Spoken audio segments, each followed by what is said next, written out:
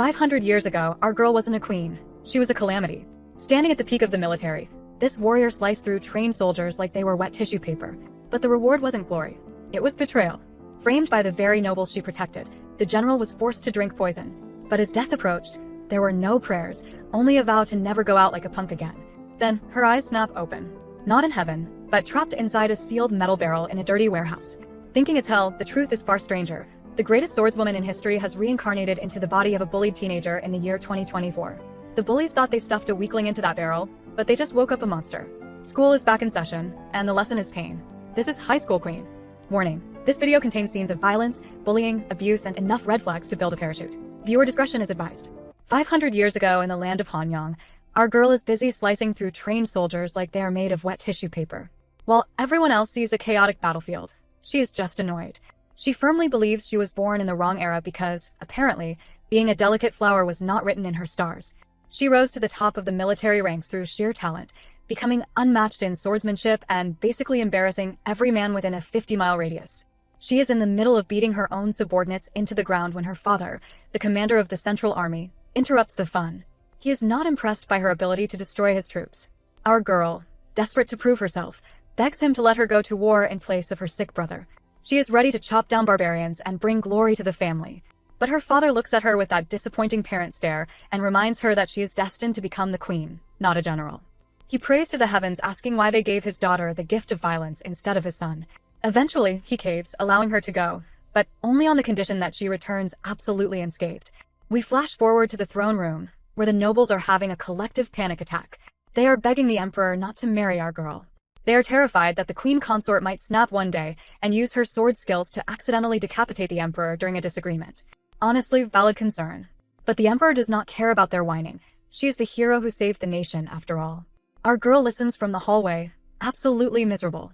She has endured broken bones and the horrors of war, but wearing a heavy wig and sitting still is apparently where she draws the line. She realizes that no matter how hard she struggles, she cannot escape this suffocating destiny. She bows before the emperor, who makes her promise one thing, that she will never wield a sword again. She agrees, crying her eyes out as she remembers her childhood days of hunting wild boars and drinking rice wine with her friends. But happiness is short-lived in the palace. One night, she is accused of assassinating the king. She is dragged away, screaming that she is innocent, but the plot armor does not save her this time. The nobles are thrilled to finally get rid of the scary lady, who behaves like a man. They force poison down her throat. As she lies dying, she does not pray for forgiveness. Instead, she is furious. She sacrificed her life for the nation, and this is the thanks she gets? She vows that if there is a next life, she will not go out like a punk. She wants to live freely and actually use her talents. Then, darkness. The scene shifts to a group of high school delinquents chatting in a warehouse. One of them asks if the video they took will go viral. They even manage to capture Dae-jin wetting herself. These absolute winners of society are debating whether she is dead or just sleeping. The light-haired boy Yoo-jun jokes that he might get intimate with the body if they leave him alone. Chaewon announces that their delivery arrived, while Songa is smoking and not bothered. The delivery lady walks in confused, asking for payment for the food. The bullies flash wicked smiles because this was the plan all along. They tell her they did not order any food, but suggest she call the number on the receipt to find the customer. As they walk away laughing, they mock the delivery woman, joking about how she probably cannot hear them anyway since she has hearing issues. They know exactly who she is. She is Dae-jin's mother. The poor woman, trembling, dials the number. Suddenly, a phone starts ringing, but it is not in anyone's pocket. The sound is echoing from inside one of the sealed metal barrels in the corner of the warehouse. Realization hits the mother like a truck. She frantically runs to the barrel, tearing the lid open, and finds her daughter stuffed inside like cargo, beaten, unconscious, and smelling terrible. She screams for Dae-jin to open her eyes, sobbing uncontrollably. That is when our historical queen snaps her eyes open. She is confused. She thinks the heavens gave her a second chance at life, but she is wondering why everything hurts and why she is trapped in a tin can. She looks at the weeping woman and then at her own trembling hands. She realizes she has been reborn, but certainly not in the glorious way she expected. The former greatest swordswoman in the nation is now a high school outcast in the year 2024, and she is absolutely livid. This isn't the first time our girl has danced with the Grim Reaper. Between her mother dying to protect her from assassins and the countless political factions trying to dethrone her with false accusations, she has survived enough trauma to fill a history textbook. She wonders if she has finally used up all her extra lives, feeling her senses go numb as the darkness consumes her. But instead of the pearly gates, She wakes up in a hospital bed where a doctor is casually listing off her injuries like a grocery list. Fractures, organ damage, the works. Our queen opens her eyes and immediately assumes this is the afterlife. When a nurse politely tries to check on her, our girl goes full feral. She grabs the poor woman by the collar, demanding to know who dragged her to this place. She pauses, horrified to hear that her commanding voice now sounds like a squeaky teenager's. Ignoring the confused nurse, she demands to be taken back to the palace and starts screaming for her court Lady Kim. She stumbles over to the window and freezes. Instead of traditional architecture, she is staring at a glittering skyline that looks more like downtown Manhattan than Hanyang. She panics, wondering if her enemies hired a shaman to curse her and banish her to some hellscape. Before she can spiral further, the crying mother from the warehouse rushes in, begging Dae-jin to get back in bed. Our girl finally pieces it together. This is not a dream. She has been reborn into the body of a girl who was beaten to death. She sits there wondering what kind of treason this teenager committed to deserve such a punishment. 3 days pass and she deduces that she is in a new Joseon, 500 years in the future. But just because the era has changed doesn't mean her attitude has. She screams at the other patients in the room for the audacity of sharing a table with her, warning them to stop being so insolent. The other patients stare at her like she has grown a second head, whispering that the brain damage must have caused amnesia.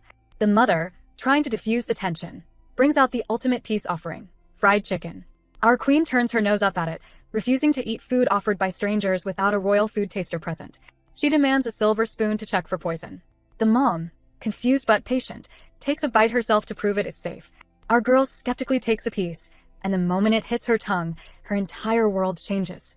It is crispy, tender, and absolutely exquisite. She declares that the world has truly advanced if such delicacies are daily food. While the other patients watch in amusement, she tries to play it cool, claiming that back in her palace, she was known as a benevolent queen who wasn't picky about meals. Before realizing the clapping wasn't for her, but rather towards the magic talking box. Her culture shock continues when she sees what is on the TV screen. She watches a woman winning a gold medal in martial arts and is absolutely floored. She is amazed that in this era, women are allowed to be warriors. Later, she discovers the magic of modern plumbing, marveling at the endless hot water in the shower. She is also thrilled to be wearing comfortable trousers instead of heavy skirts, stretching her legs with a freedom she never had before. But the fun stops when she finds a notebook with a familiar emblem from her dynasty. It is Dae-jin's diary. She reads the heartbreaking entries where the previous owner wondered where it all went wrong. Was it refusing to lend a PE uniform? Or being falsely accused of stealing money? We get a vision of the past, watching the helpless Dae-jin begging for her life while that psychopath Sangha laughed and swung a baseball bat at her. The diary reveals that Dae-jin believed she was a mistake from birth, echoing the insults screamed by her bullies. Our historical queen steps onto the school grounds, beaming like a tourist at a theme park. She finds the concept of a school fascinating, amazed that women are actually allowed to study. However, her excitement quickly turns to scandalized horror when she realizes men and women are not keeping their distance. She watches a high school couple holding hands and nearly faints from the indecency of it all. And do not even get her started on the uniforms. She stares at the short skirts and decides she must turn a blind eye to this shameless exposure of skin if she wants to survive in this wild new era. Inside the classroom, the vibes are decidedly less wholesome. The blue-haired bully and her sidekick Yoojun are complaining about being stuck at school during lunch. The teacher breezily announces that Dae-jin hurt her head and has memory issues, so everyone should be nice to her, which is basically asking sharks to be nice to a wounded seal. Our girl takes a seat next to a student with pink hair. While the pink girl looks nervous, our queen has only one thing on her mind: the promise of school lunch. She blushes, hoping they serve that divine creation known as fried chicken. Priorities, people. Trying to be proactive, our girl asks her seatmate for a favor, to guide her around the school for a few days. The pink girl immediately tries to flee, nervously saying Dae-jin cannot repay her. Our girl scratches her neck, realizing she probably wasn't besties with this girl in her past life. Suddenly, the blue-haired bully appears and slaps the pink girl right in the back of the head. Apparently, the class rules state that talking to Dae-jin earns you a penalty, and now the price has gone up to 2 hits. As the bully raises her hand for the second slap, our queen's reflexes kick in. She catches the bully's arm mid-swing, demanding to know why she is striking a fellow girl. The bully is not intimidated. She is amused. She grabs our girl by the hair, sneering that Dae-jin is lucky. She accuses our girl of lying about her mother being deaf because the mom found them in the warehouse so quickly. She kicks our girl in the stomach, laughing about how hilarious it was to see the mother frantically searching through the trash. To top it off, she threatens to find the mom's restaurant and leave nasty reviews. That does it. Our girl looks at the bully and realizes this is the monster who made the original Dae-jin feel like a mistake from birth. The bully, feeling chatty, uncaps a red pen and tries to stab our girl in the chest, promising to make her suffer. But this time the victim grabs the weapon. Our girl catches the pen, her hand trembling not from fear, but from rage. She rolls up her sleeve, revealing an arm covered in circular scars from previous pen stabbings. To our historical queen, these look like the brands used on runaway servants. She calmly tells the bully that while the world has changed, she will not tolerate insults toward parents. She marks one of the scars with the pen and declares she will return just one hit today, but warns the bully not to forget how many are left. Then, she grabs the bully and hurls her into the lockers. Yoojun, the male bully, tries to step in, calling her crazy, but our girl turns her death stare on him. She informs him that she has absolutely no issue striking a man, and he wisely backs off in terror. Our girl spins the pen and points it directly at the blue-haired bully's forehead. She delivers a terrifying ultimatum. Look at her wrong and she will gouge out her eyes, sniff around, and she will make her smell blood forever. Speak ill of anyone and she will tear her mouth open. As she speaks, she draws a thick red line down the bully's face, from forehead to chin, reminding her to treat the body her parents gave her with respect. The classroom falls silent. The queen is back. Daejin's mom is driving her to school on a scooter, desperately trying to convince her daughter to transfer or just take the GEDs to avoid getting beaten up again.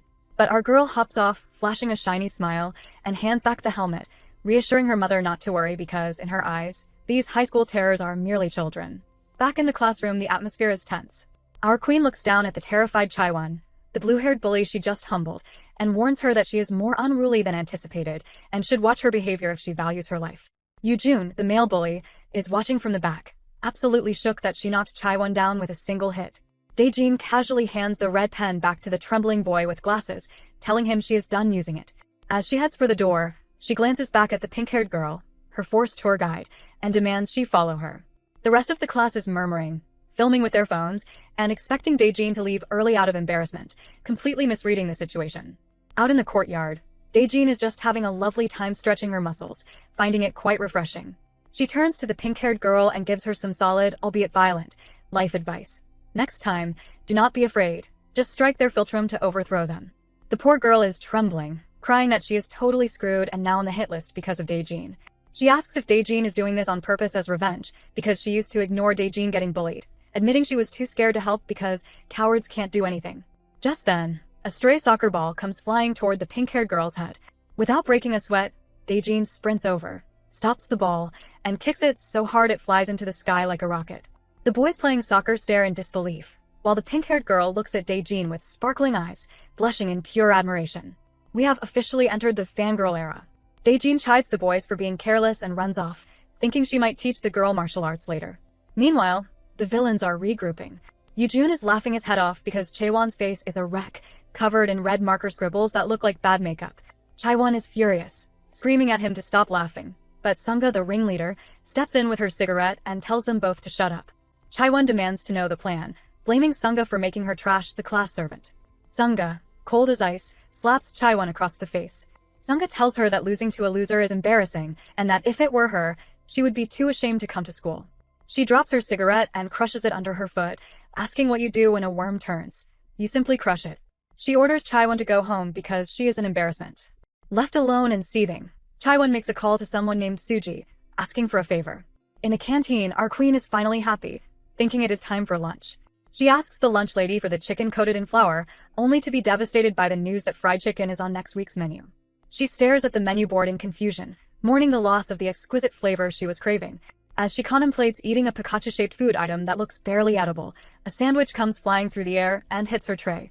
A massive girl, laughing with her friends, asks, "What's up, weirdo?" This new challenger is introduced as Yujin Hai's Red Buffalo. She recognizes Daejin as the girl she beat up last time for buying the wrong bread and mocks her, asking if she is enjoying her lunch. It seems the cafeteria discipline needs some straightening out. The Red Buffalo, Suji, is flanked by two minions who look like they auditioned for generic high school bully number 2 and number 3 and got the part. The blonde one confirms the rumor that Daejin went full Josian mode earlier, while the hoodie-wearing lackey mentions that Chaewon got her butt kicked.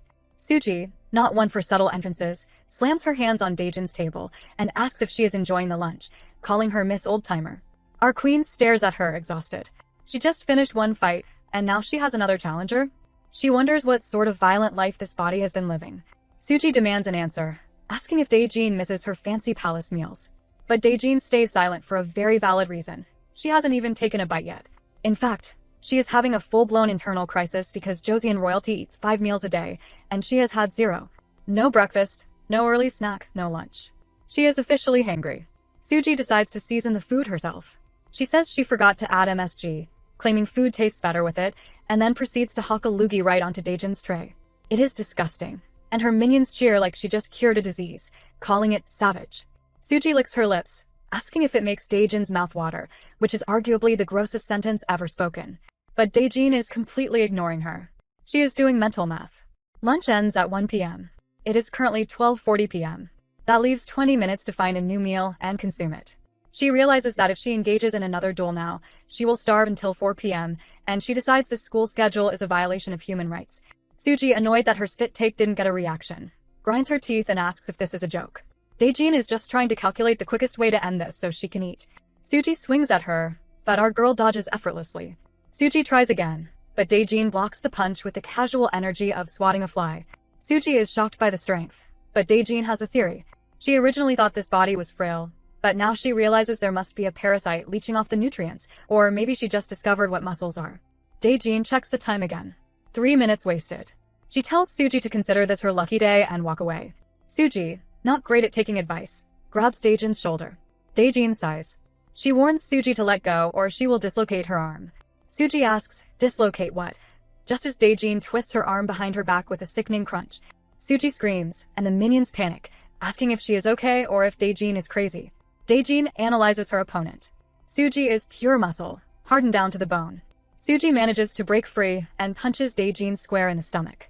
It hurts, but our queen is impressed. This girl is not sheltered. She is a straight-up brute. Instead of crying, Daejin starts laughing. She decides Suji might actually be a worthy opponent. Suji, confused by the maniacal laughter, orders her minions to get Daejin up so she can fix her memory with a few more beatings. Meanwhile, back in the classroom, Yujun notices that Chaiwon looks suspiciously happy for someone whose face is covered in red marker. Chaiwon plays coy, but then a student bursts in, yelling that Suji is beating up Daejin in the cafeteria. The class cheers, eager for violence. Sunga suddenly puts the pieces together. Suji knows? But Daejin is Sunga's territory. The class starts running to watch the show, but Sunga stays behind to have a little chat with Chaiwon. Sunga accuses Chaiwon of calling Suji. Chaiwon tries to deny it, claiming she has too much pride to stoop that low. Sunga pretends to trust her, saying she wouldn't bite the hand that feeds her. This triggers Chaiwon. She grabs Sunga's arm, dropping the act. She sneers that she has always been stronger than Sunga and was only going easy on her because they were friends. Big mistake. Sunga's expression goes dark. She asks, "What bullshit?" and slams Chaiwon's face directly onto the desk, smashing her phone screen in the process. Sunga grabs Chaiwon by the hair and informs her that she never considered her a friend. She is just a lackey. She warns Chaiwon to look her in the eyes when she speaks. As Sunga walks out to the cafeteria, she thinks to herself how much she hates sharing what is hers. The queen bee is on the move, and she is not happy about the competition. The red buffalo is having a full-blown existential crisis in the middle of the cafeteria. She is the one who threw the first punch, yet she is currently getting her but kicked by the class outcast. The students whispering around her are starting to question if she is actually the top dog or just all talk, which is bruising her ego more than her face. Suji flashes back to her origin story, where she was a big kid called a turtle by her coach because she was too slow. She learned to use her size to crush opponents, winning a gold medal in youth wrestling. She also remembers fondly how she used to treat Daejin like a personal Uber Eats service, demanding she buy bread, and not the cheap stuff from the school store, but the premium goods. Back then, Daejin would beg for mercy. But now, the loser is staring her down with the eyes of a seasoned killer. Our queen looks at Suji and sighs, noting that everyone goes through a phase of reckless bravado. She decides it is time to have some real fun. She calmly removes her hair ribbon, preparing to use it as a weapon, because apparently, she can kill you with accessories too. Suji charges in, but Daejin parries the attacks using just the ribbon and her fists, landing a solid hit right on Suji's jaw. The crowd is growing larger, and Suji is mortified that she is getting thrashed in front of an audience. Desperate to save her reputation, Suji muscles up, screaming that Daejin is done for.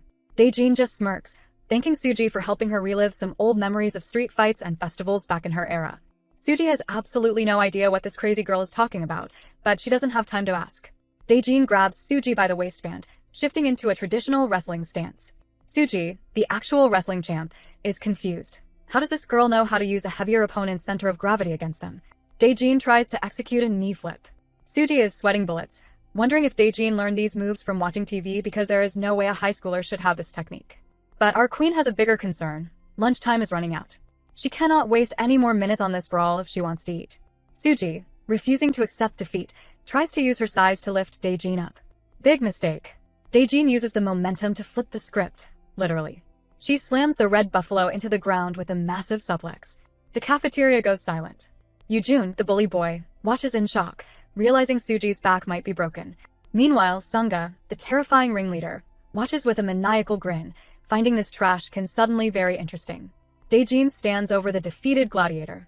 She leans down and whispers that she will spare her because Suji is still young and her bones are still developing. Then she spots the real prize. She snatches a snack right out of Suji's hand. As the baffled Suji asks when she grabbed that, our queen walks away, blushing with happiness as she finally takes a bite, declaring the taste absolutely exquisite. Victory tastes like stolen junk food. Yoojun is trying to process the fact that Daejin just took down Suji using wrestling moves, of all things. The entire school is freaking out. Social media is lighting up with comments about Suji getting wrecked, calling it the downfall of Chonghong Middle's ringleader. Even the upperclassmen are blowing up Yoojun's phone, demanding to know who this mystery girl is. They suspect she's possessed because she's acting like a completely different person. Yoojun shows the comments to Sunga, but she just brushes the phone away, uninterested. Yoojun sighs, texting someone that Daejin is just a nobody from Muji Middle to downplay the situation, but he's internally panicked. He reflects on the hidden war zone that is Yuhan High. The school is only 3 years old, divided between the wealthy kids from Muji Middle and the tough fighters from Chonghong Middle. It's been a brutal power struggle for the top spot. Muji Middle uses money to buy influence, while Chonghong uses fists. Sunga is from Muji Wealth, while Suji and Chaiwon are from Chonghong Brawn. Chaiwon betrayed her roots to suck up to Sunga for protection and perks, leaving Suji at the bottom of the ladder. Yoojun, on the other hand, is just here for the amazing school lunches and the thrill of bullying. But he wonders if Daejin might be here for the same reason, to take over.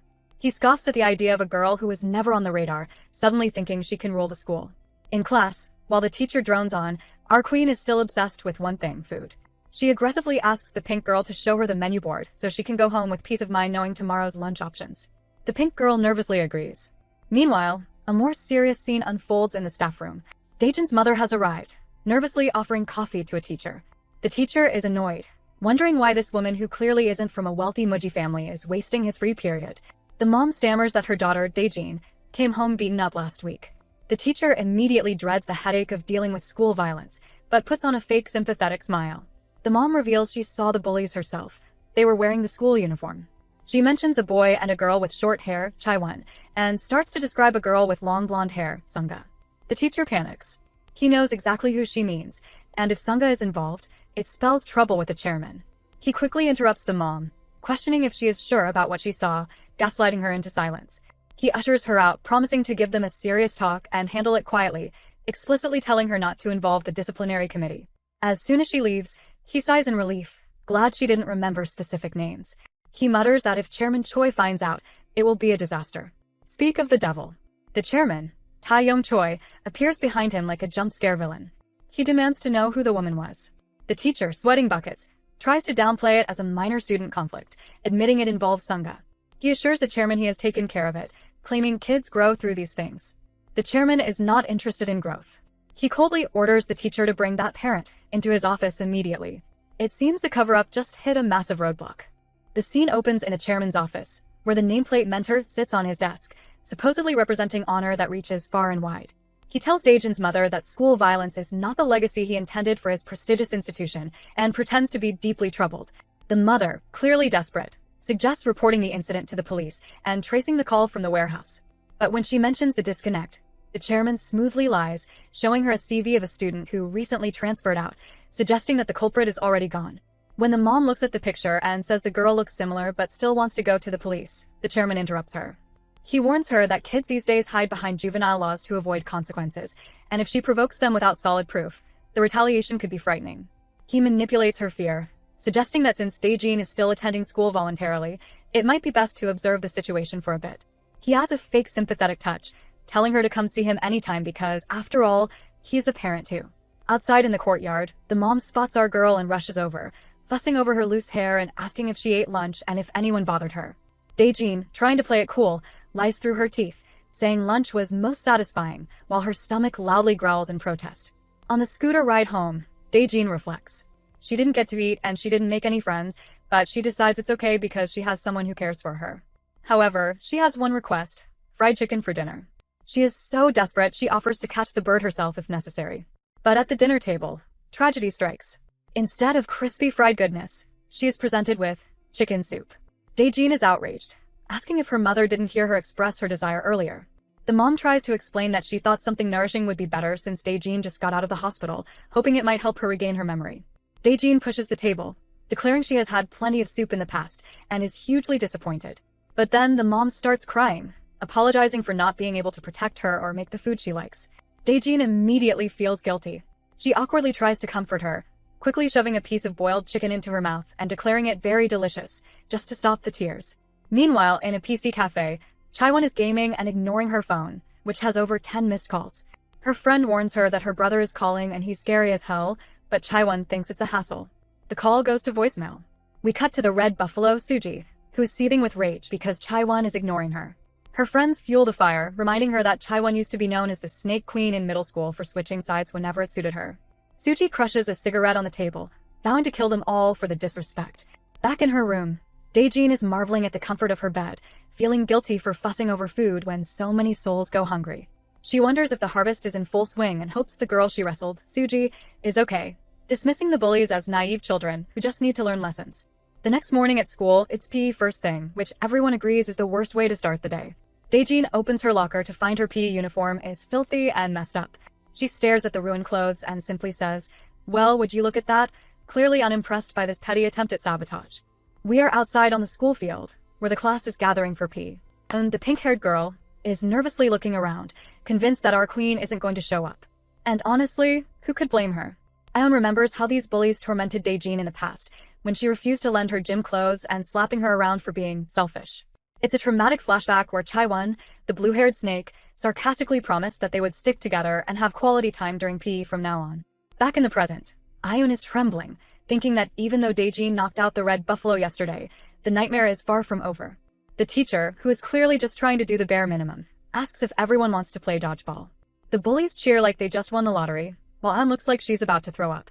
But before the teacher can blow the whistle, a loud voice interrupts the despair. Our girl arrives, and she is making a statement.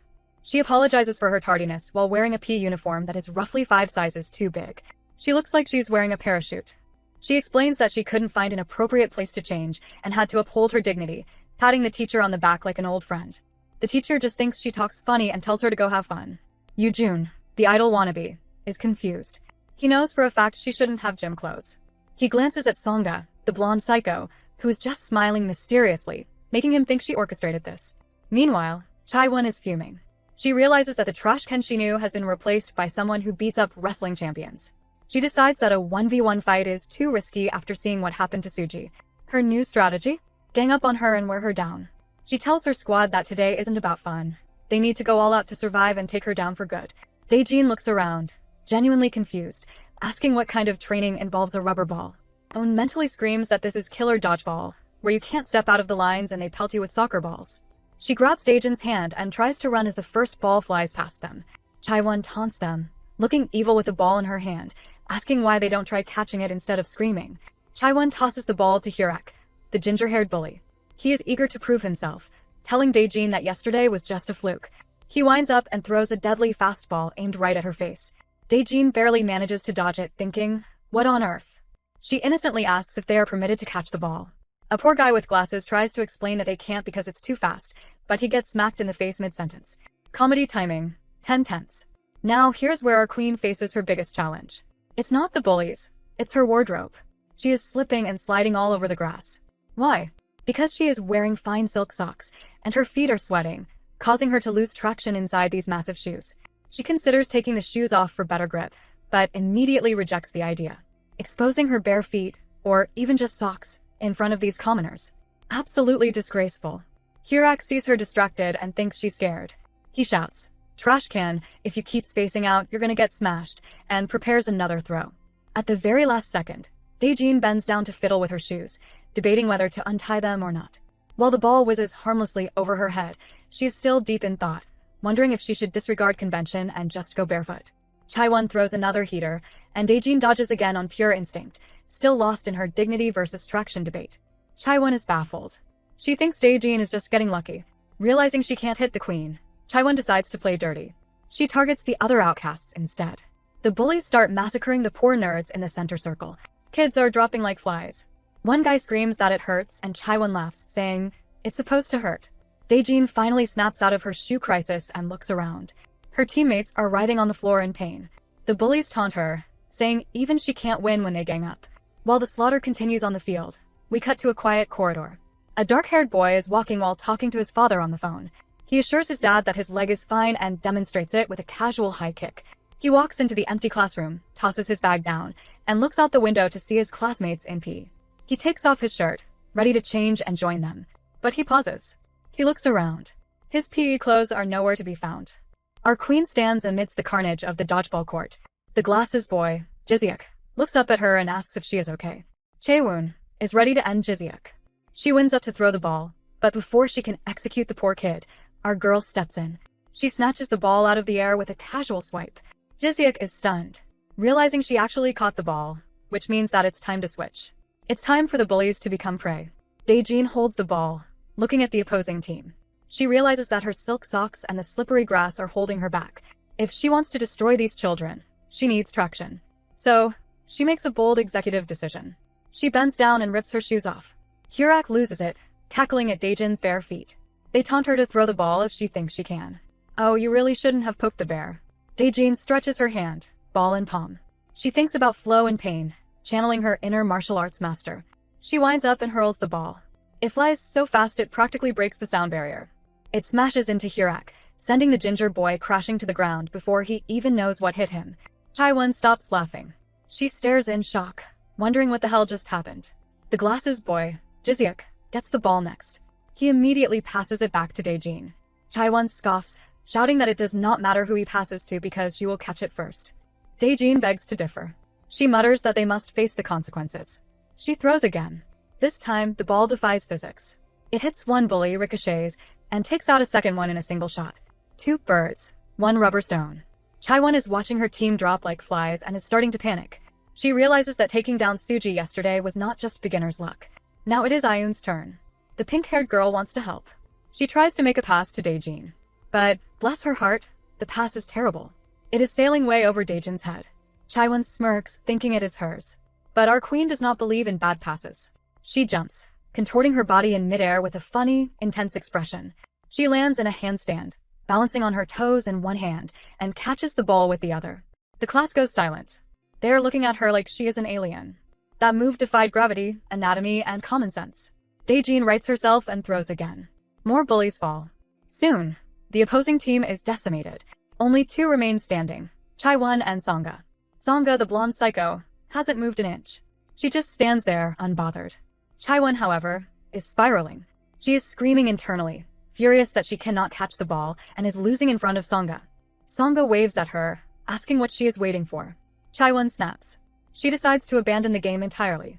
She storms across the court, crossing the line, and approaches Daejin to fight her up close. She calls our girl a bitch and accuses her of acting high and mighty. Daejin looks at her calmly. She asks what on earth she is doing and reminds her that she must respect the rules during training. Daejin pushes Chaewon back. She raises the ball and gives Chaewon some friendly medical advice. Clench your teeth. It will help stop the bleeding. Before Chaewon can process that, Daejin smashes the ball directly into her face. Chaewon stumbles, cursing, but Daejin isn't done. She catches the rebound and slams it into Chaewon's face again. Daejin looms over her, lecturing her.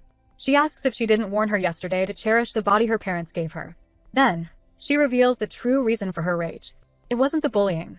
It wasn't the insults. It was the feet. Daejin growls that Chaewon made her expose her precious feet before these commoners, and that is unforgivable. Chaewon looks like she is about to pass out. Our queen turns her gaze to the final boss, Sangha, noting she is the only one left. Sangha smiles, finding this whole situation interesting. But just as the final showdown is about to begin, a shadow falls over the court. The boy from the hallway has finally arrived. The crowd whispers in shock. Apparently, Siyun is here today, which is a rare and terrifying event. Our queen, unaware of the approaching doom, winds up to throw the ball at Sangha.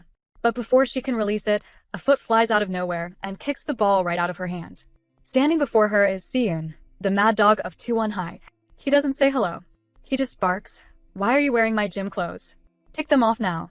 Daejin looks him up and down, analyzing him like a general inspecting a new recruit. She notes his towering height, befitting a spear bearer, and his long arms, perfect for wielding weapons. She admits she has never felt pressure like this from a student before, wondering if he is a boy or a grown man. Siyun interrupts her assessment, snapping at her again to strip. Daejin finally realizes the found clothes belong to this giant. She politely explains she found them in her locker and apologizes for the mix-up. But Siyun isn't here for apologies. He grabs her face with one hand, squeezing her cheeks, and asks if she thinks this is funny. Oh, big mistake. Daejin's eyes go cold. She calls him an insolent boy and demands he unhand her, warning him that she is not afraid to strike a man. Siyun smirks, replying that he hits girls too, and tells her, ladies first, inviting her to take a shot. Daejin grabs his arm, noting his impressive grip strength. Siyun taunts her, asking what she is waiting for. Daejin sighs, says, very well, and politely apologizes once more. Then, she uses his own momentum to smash him directly into the ground. The class watches in horror. Jiseok, the glasses boy, whispers, she just threw Siyun. Songa grits her teeth, muttering that this doesn't make any sense. Yujun, the idol boy, runs over in a panic asking what they should do, but Songa just coldly orders everyone to get ready for the next class. We cut to the nurse's office. Chaiwon, the blue-haired snake, wakes up groggy. She sees a figure and assumes it's the nurse. She asks how long she has been asleep and is told it's been 3 hours. It's already lunchtime. Chaiwon immediately starts whining.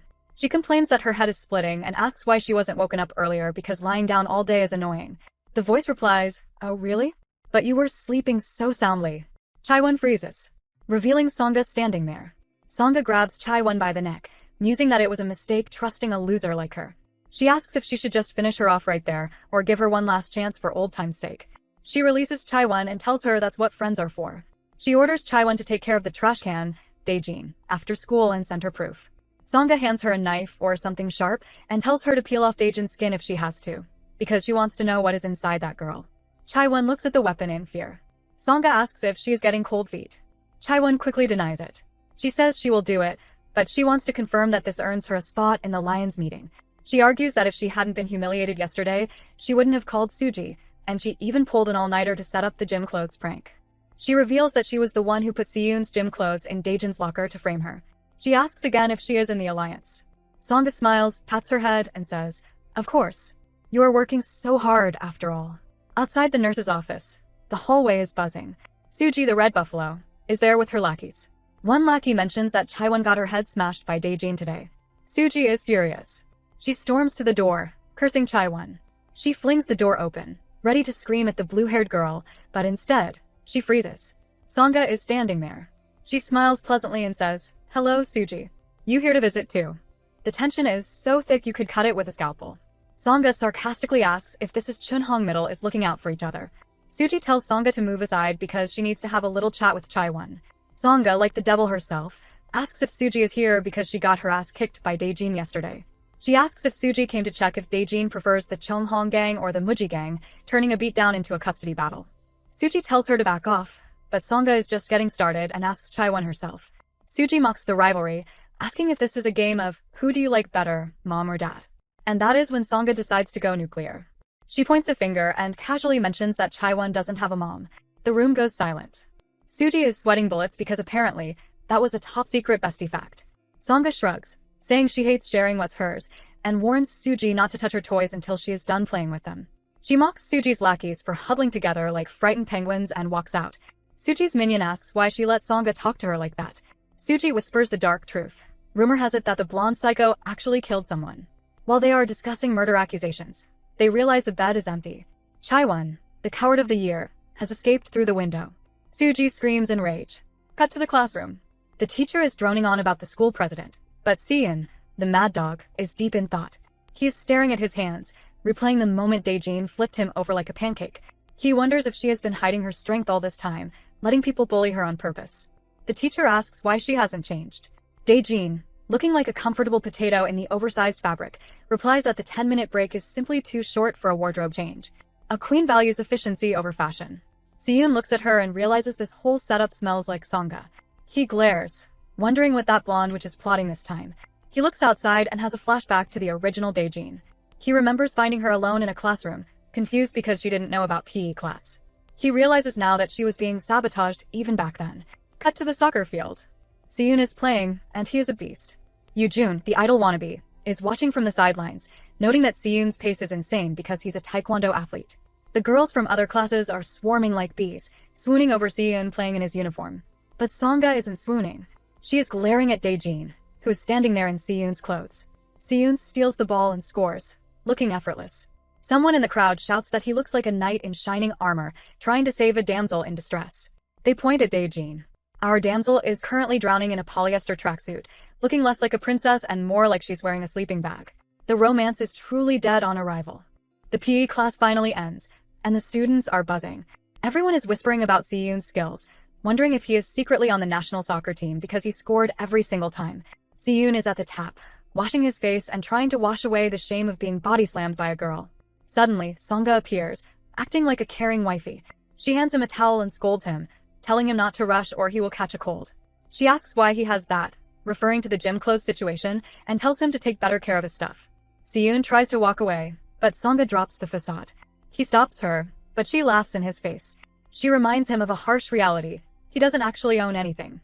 She coldly lists the facts. He is eating, sleeping, and living at the school thanks to her grandfather's sponsorship. According to her, he owes them for the very air he breathes. She delivers the final blow, telling him that if he wants to play hero and help others, he should get his owner's permission first. She hands him back his clothes and walks away, dropping a casual "see you at home," revealing that these two are tangled up in a domestic nightmare. Siyun is left clenching his gym clothes, furious. He has a flashback to the past, seeing Chaiwon and the other minions bullying the original Daejin. He remembers telling them to stop, but being ignored. He realizes that Sangha has been pulling the strings all along, orchestrating the torment while he stood by helplessly. He looks at our queen in the distance and thinks, "You have done more than enough, Sangha." Meanwhile, in a dark corner of the school, Chaiwon is having a nervous breakdown. She is trying to light a cigarette, cursing Sangha's name.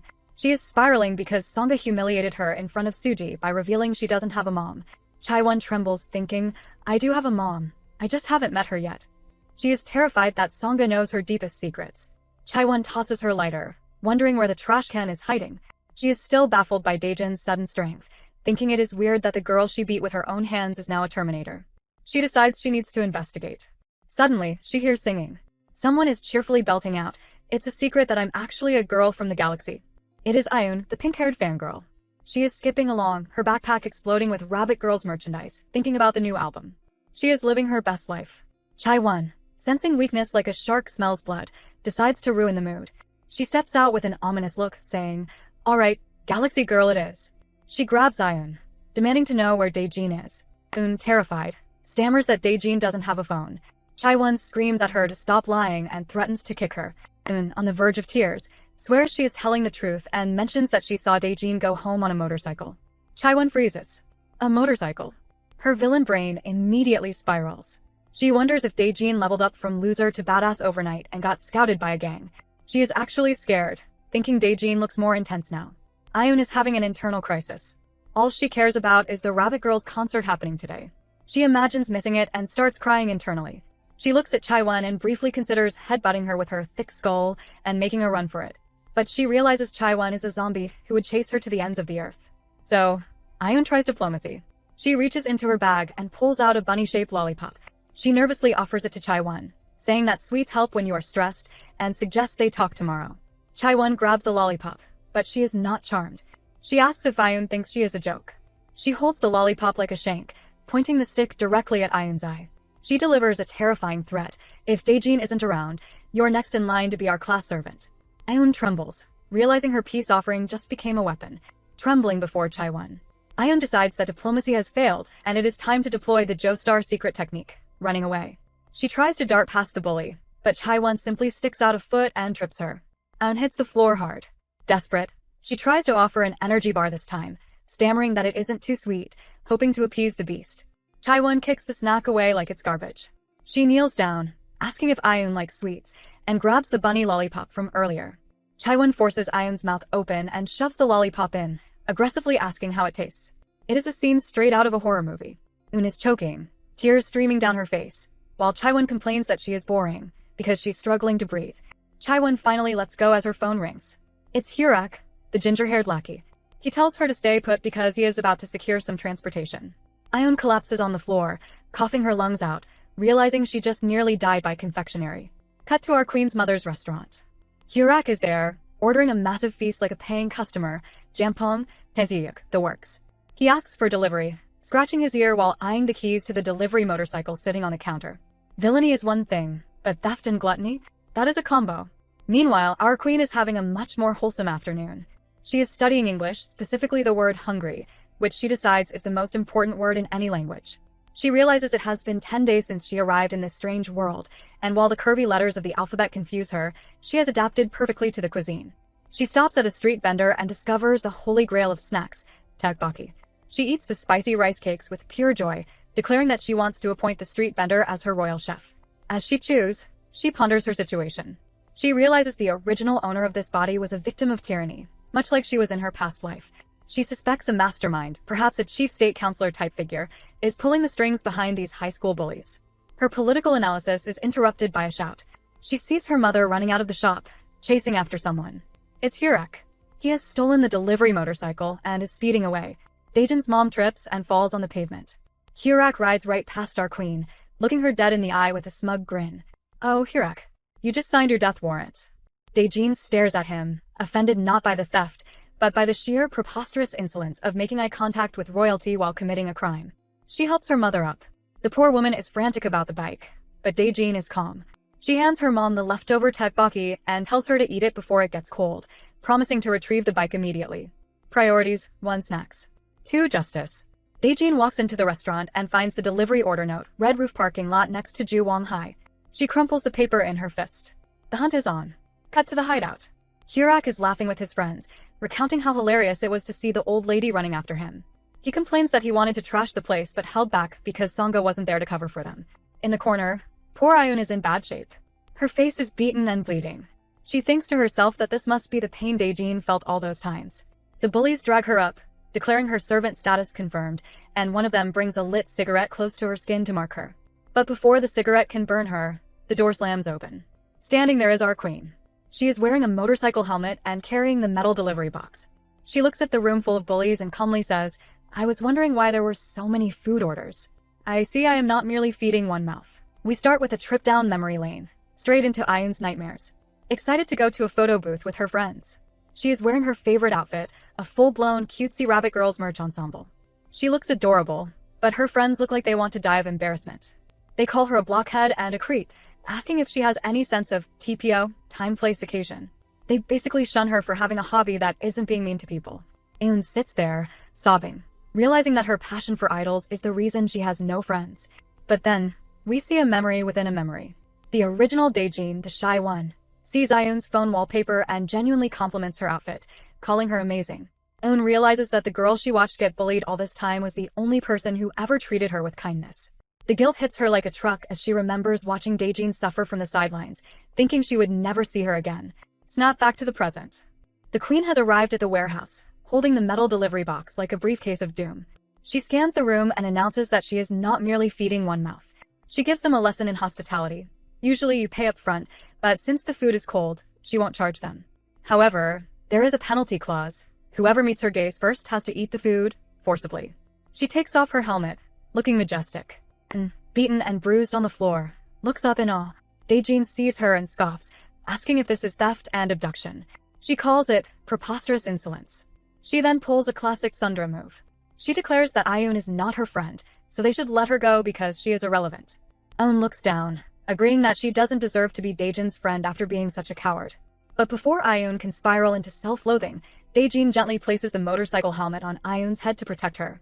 Actions speak louder than words, people. Heroine, the ginger bully, is cackling. He asks why she brought the food if it's cold. Daejin glares at him and says, "This brat dares to look me in the eye." Splat. She tosses a bowl of jampong, spicy seafood noodle soup, right into his face. Heroine screams that it's spicy and blinding him.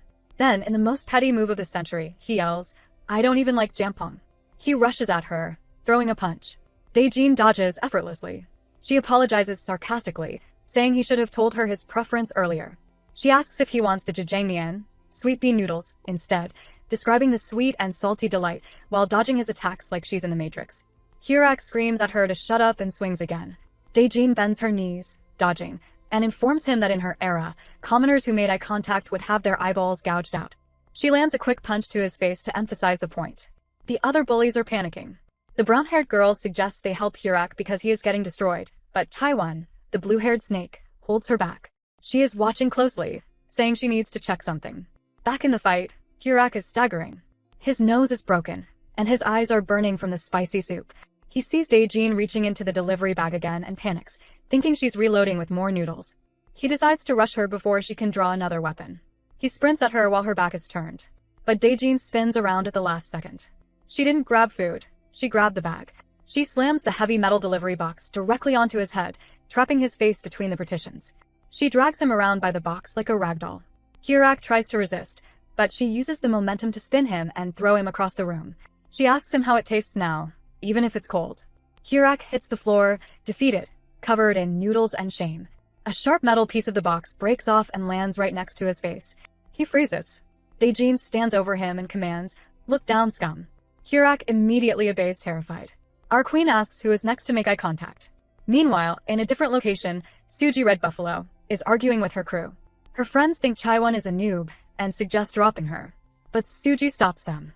She asks if they have ever seen Chaiwon fight. She reveals that Chaiwon is the real deal. Back at the warehouse, Dae-jin thinks the fight is over. She tells Chaiwon to think about why she needed to be taught a lesson. But Suji's voiceover reveals a terrifying fact. Chaiwon's brother is Kim Chaeyoung, the world youth kickboxing champion. In the warehouse, Chaiwon speaks up. She asks if Dae-jin thinks the cigarette burns on her arm are the only scars she has. As Suji explains that Chaiwon grew up sparring with her champion brother, we see Chaiwon move. Suddenly, a foot flies past Dae-jin's face. It's a high kick, fast, precise, and deadly. Chaiwon missed on purpose. Chaiwon smirks, noting that she was right about something. She asks Dae-jin the million-dollar question, "Why aren't you using your legs?" It seems the snake has figured out a weakness in the queen's swordsmanship style. Chaiwon is currently rewriting the laws of physics with her feet. She claims that her strategy all along was to let Dae-jin beat her up first because, apparently, getting your face smashed is the best way to analyze an opponent. That sounds less like a strategy and more like a lack of health insurance, but okay. She admits she was shocked by the loser's strength, but now she claims to see the weakness. Chaiwon launches a kick so fast it practically has a zip code of its own. She asks our girl a very specific question. "Why aren't you using your legs?" Dae-jin is confused. She is trying to process why this high schooler fights like a trained assassin, while Chaiwon answers her own question. She speculates that Dae-jin is instinctively holding back due to a past injury, asking if it was the right leg or the left.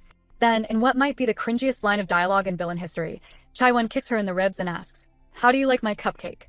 I don't know what kind of bakery she goes to, but I would like a refund. Our girl is actually reeling. The pain pierces right through the bone. Chaiwon laughs, mocking Dae-jin's scrawny legs, saying they look like they would snap with one hit. She mentions that she almost broke Dae-jin's leg that day too, triggering a memory of the original body owner's death. Our queen realizes this girl isn't just a bully. She's the one who shattered the previous Dae-jin. Chaiwon lands a knee to the stomach, declaring that no matter how much Dae-jin changes, she can't fix the cracks in her bones. The other bullies cheer, relieved that the top dog of Chomhong Middle hasn't lost her touch. Even the ginger-haired lackey on the floor is watching in awe, realizing Chaiwon is finally taking this seriously. Chaiwon is feeling herself. She declares internally that she is the hidden ringleader, the cheetah of Chomhong. We cut briefly to Suji, who is at a wrestling gymnasium with her friends. They are discussing the legend of the cheetah. Suji's friends remember that Chaiwon used to be a big deal in 8th grade, before she mysteriously vanished into the background. Flashback time. We see a younger Suji about to get jumped by a rival school. Back then, Chaiwon stepped in like a hero, demanding to know how they dared to mess with someone from her neighborhood. It turns out Suji follows Chaiwon not out of fear, but because Chaiwon actually saved her back in the day. Suji explains to her friends that Chaiwon, the cheetah, is fast as hell but has small teeth, meaning she isn't built for a long fight. Back in the warehouse, the cheetah is sprinting around our girl like she had too many espressos. She mocks Dae-jin for barely standing, bragging about how many legs she has broken. Dae-jin is on the defensive.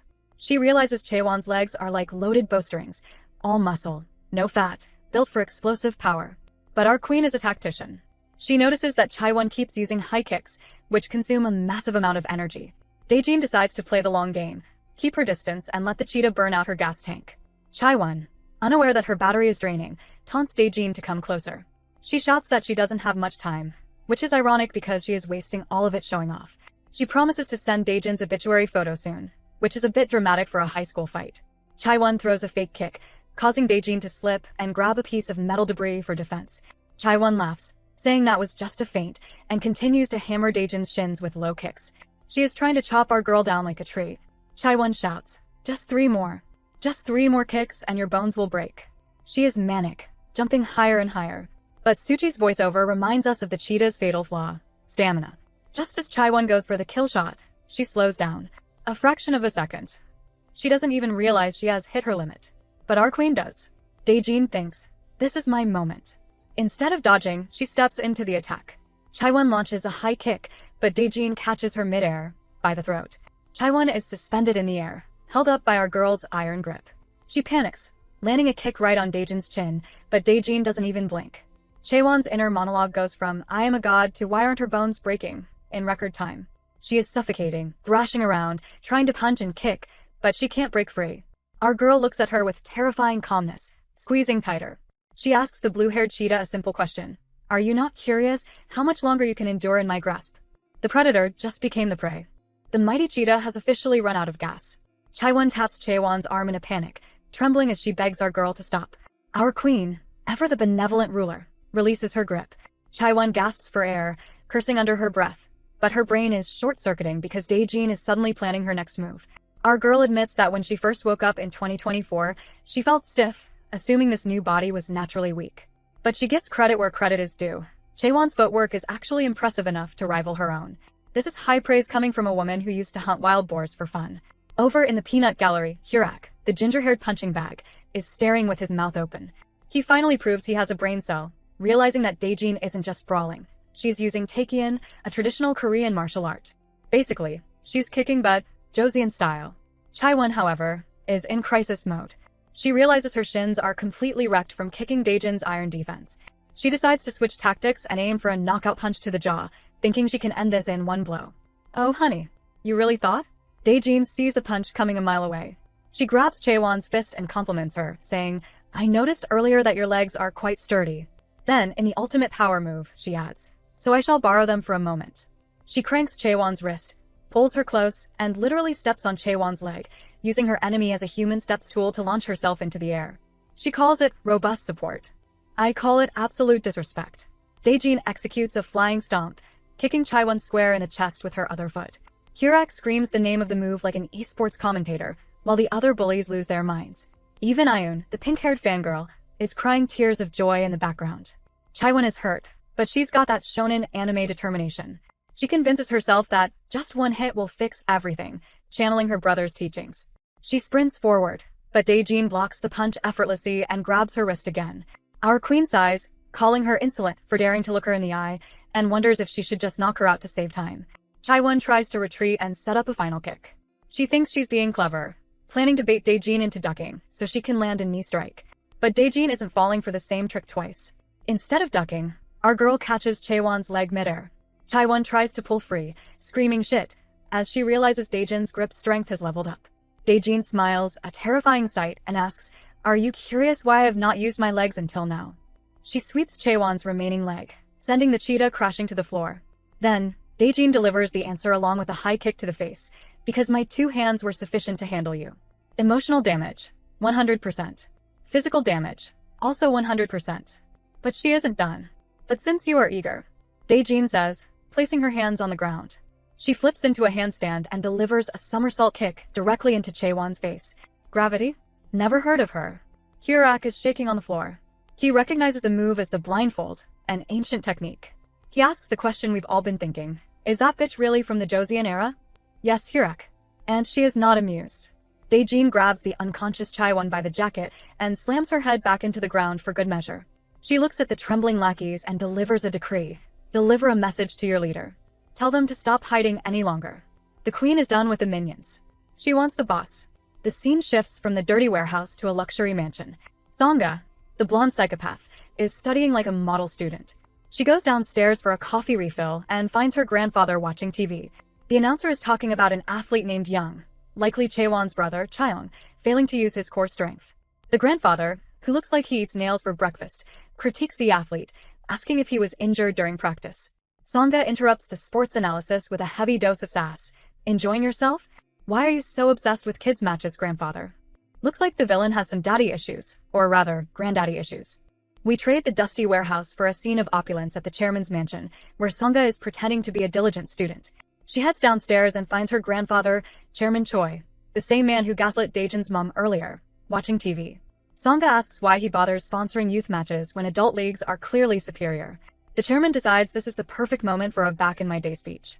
He claims that when he was young, he had 0 pennies to his name, only pure passion and the beat of his own heart. He says this while wearing a Rolex that probably costs more than my entire existence. The hypocrisy is truly blinding. On the TV screen, the announcer is losing his mind because Suji, the red buffalo, just won her match. The chairman gets misty-eyed, claiming his heart races seeing these kids chase their dreams.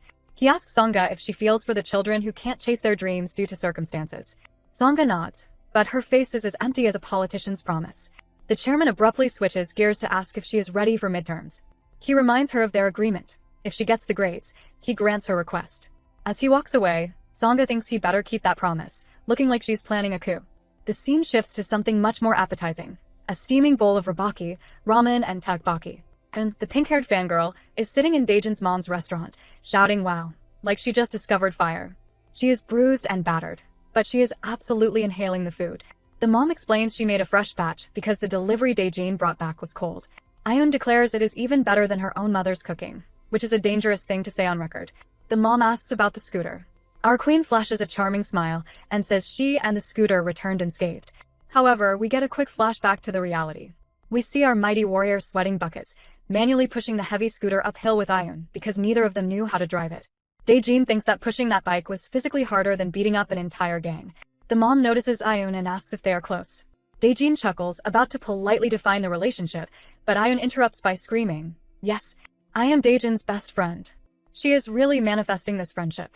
We flash back 1 hour to see how this bond was forged in battle. While Daejin was busy destroying the cheetah, Ayun actually fought back. She tackled the brown-haired bully, grabbing her by the hair. The bully tried to grab Ayun, but our girl was wearing the slick motorcycle helmet, so her hands just slipped off. Ayun shouted, "You always called me a blockhead," and proceeded to headbutt the bully with a helmet. That is poetic justice. The bully cried that it hurt, which is generally what happens when you get headbutted by safety equipment.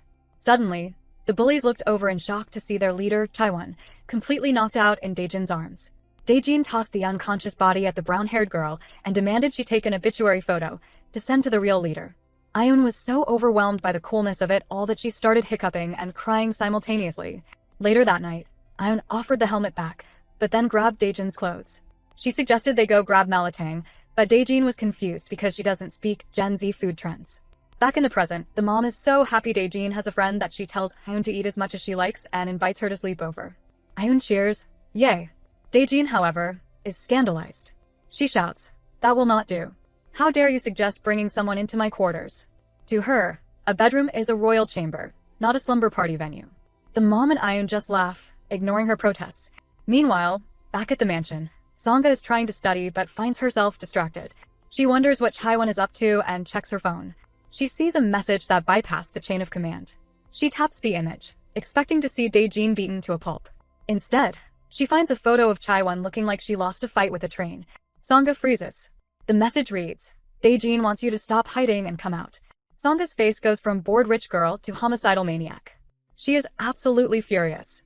She immediately calls someone named Servant Park, staring into the void with dead eyes, thinking, "Pick up, you bitch." The queen has officially sent her declaration of war. Back in our girl's apartment, a phone is buzzing on the desk. The caller ID displays the name Master, which tells you everything you need to know about the toxic power dynamic Daejin inherited. But nobody picks up. Sangha, calling from her ivory tower, is sent straight to voicemail with the generic, "The person you are trying to reach is unavailable" message.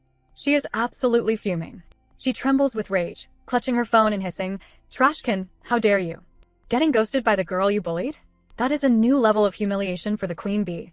Meanwhile, downstairs in the boys' locker room, or perhaps his bedroom, Seyun is unzipping his bag. He pulls out his gym uniform and a note flutters to the floor. It reads, "Thanks for lending me your training uniform." He reads it and bursts out laughing. The mad dog is officially smitten. Someone call a doctor. His heart is melting. Back at the sleepover, the vibes are decidedly more emotional. Daejin is tucking herself into bed while Ayun, the pink-haired fangirl, is lying on the floor surrounded by blankets. Ayun asks if Daejin is awake, and our queen admits she is feeling a bit drowsy, but Ayun needs to get something off her chest. She apologizes profusely for ignoring Daejin all this time, admitting she was too scared to show courage. Daejin wonders if this apology is meant for her or the previous owner of the body, but she listens anyway. Ayun continues, saying that seeing Daejin stand up so bravely made her realize what a foolish coward she has been. She sits up, determination in her eyes, and asks for a favor. She wants to be strong like Daejin. She declares, I want to be the one protecting you. It is adorable, really. She is like a level 1 slime asking to tank for the final boss. Daejin notes that strength isn't easily attained and decides it is story time. She begins a fable about 2 armies preparing for a great battle. The enemy had a terrifying sword master who charged forward, brandishing his blade menacingly. A brave Joseon soldier tried to fight him but was defeated instantly. Soldiers fell one by one until the morale was in the toilet. The frustrated commander offered a promotion to anyone who could bring him the sword master's head, but everyone was too chicken to step up. The enemy sword master left, calling them pathetic fools. Just when all hope seemed lost, a soldier of the lowest rank raised his hand. The other soldiers mocked him, pointing out how scrawny he was and saying he had a death wish. But with no other options, the commander let him go. Instead of swinging a sword, this scrawny soldier began to dance. He moved strangely in front of the swordmaster. The enemy laughed at the sight, but suddenly, gasp, he collapsed. The Joseon soldier seized the moment and defeated the enemy, leading his army to victory. The astonished commander asked how he did it. The soldier explained that he was born unable to walk and had no friends, so he stayed in his room every day practicing one thing, throwing needles. After years of relentless practice, he could throw a needle more accurately than a spear. The dancing? Just a distraction. When the sword master let his guard down to laugh, the soldier did what he always did. He threw a needle. Back in the present, Ayun is starry-eyed shouting, wow, what a brave soldier. Daejin laughs and delivers the moral of the story. If you want to be strong, master one skill. She points out that Ayun has quite a hard head and suggests she learn techniques to utilize that natural talent. Ayun is beaming. She exclaims, okay, my blockhead is actually special now. Only our queen could turn you have a thick skull into an inspirational speech. We cut to the streets for the walk of shame. Chaiwon, the defeated cheetah, is stumbling along, supported by Shin, the brown-haired lackey. Shin asks if Chaiwon is sure she doesn't need a doctor because her face is basically an abstract painting right now. Chaiwon snaps, shut up. This is nothing. Clearly running on pure denial and adrenaline. Shin worries about Chaiwon's reputation and how her famous brother will react to seeing her like this. Chaiwon isn't worried about her health. She is worried about her career prospects. She thinks, because of you, Park, I lost my chance to join the alliance. She worked so hard to kiss up to Sangha, and now it is all ruined. Suddenly, Shin spots someone.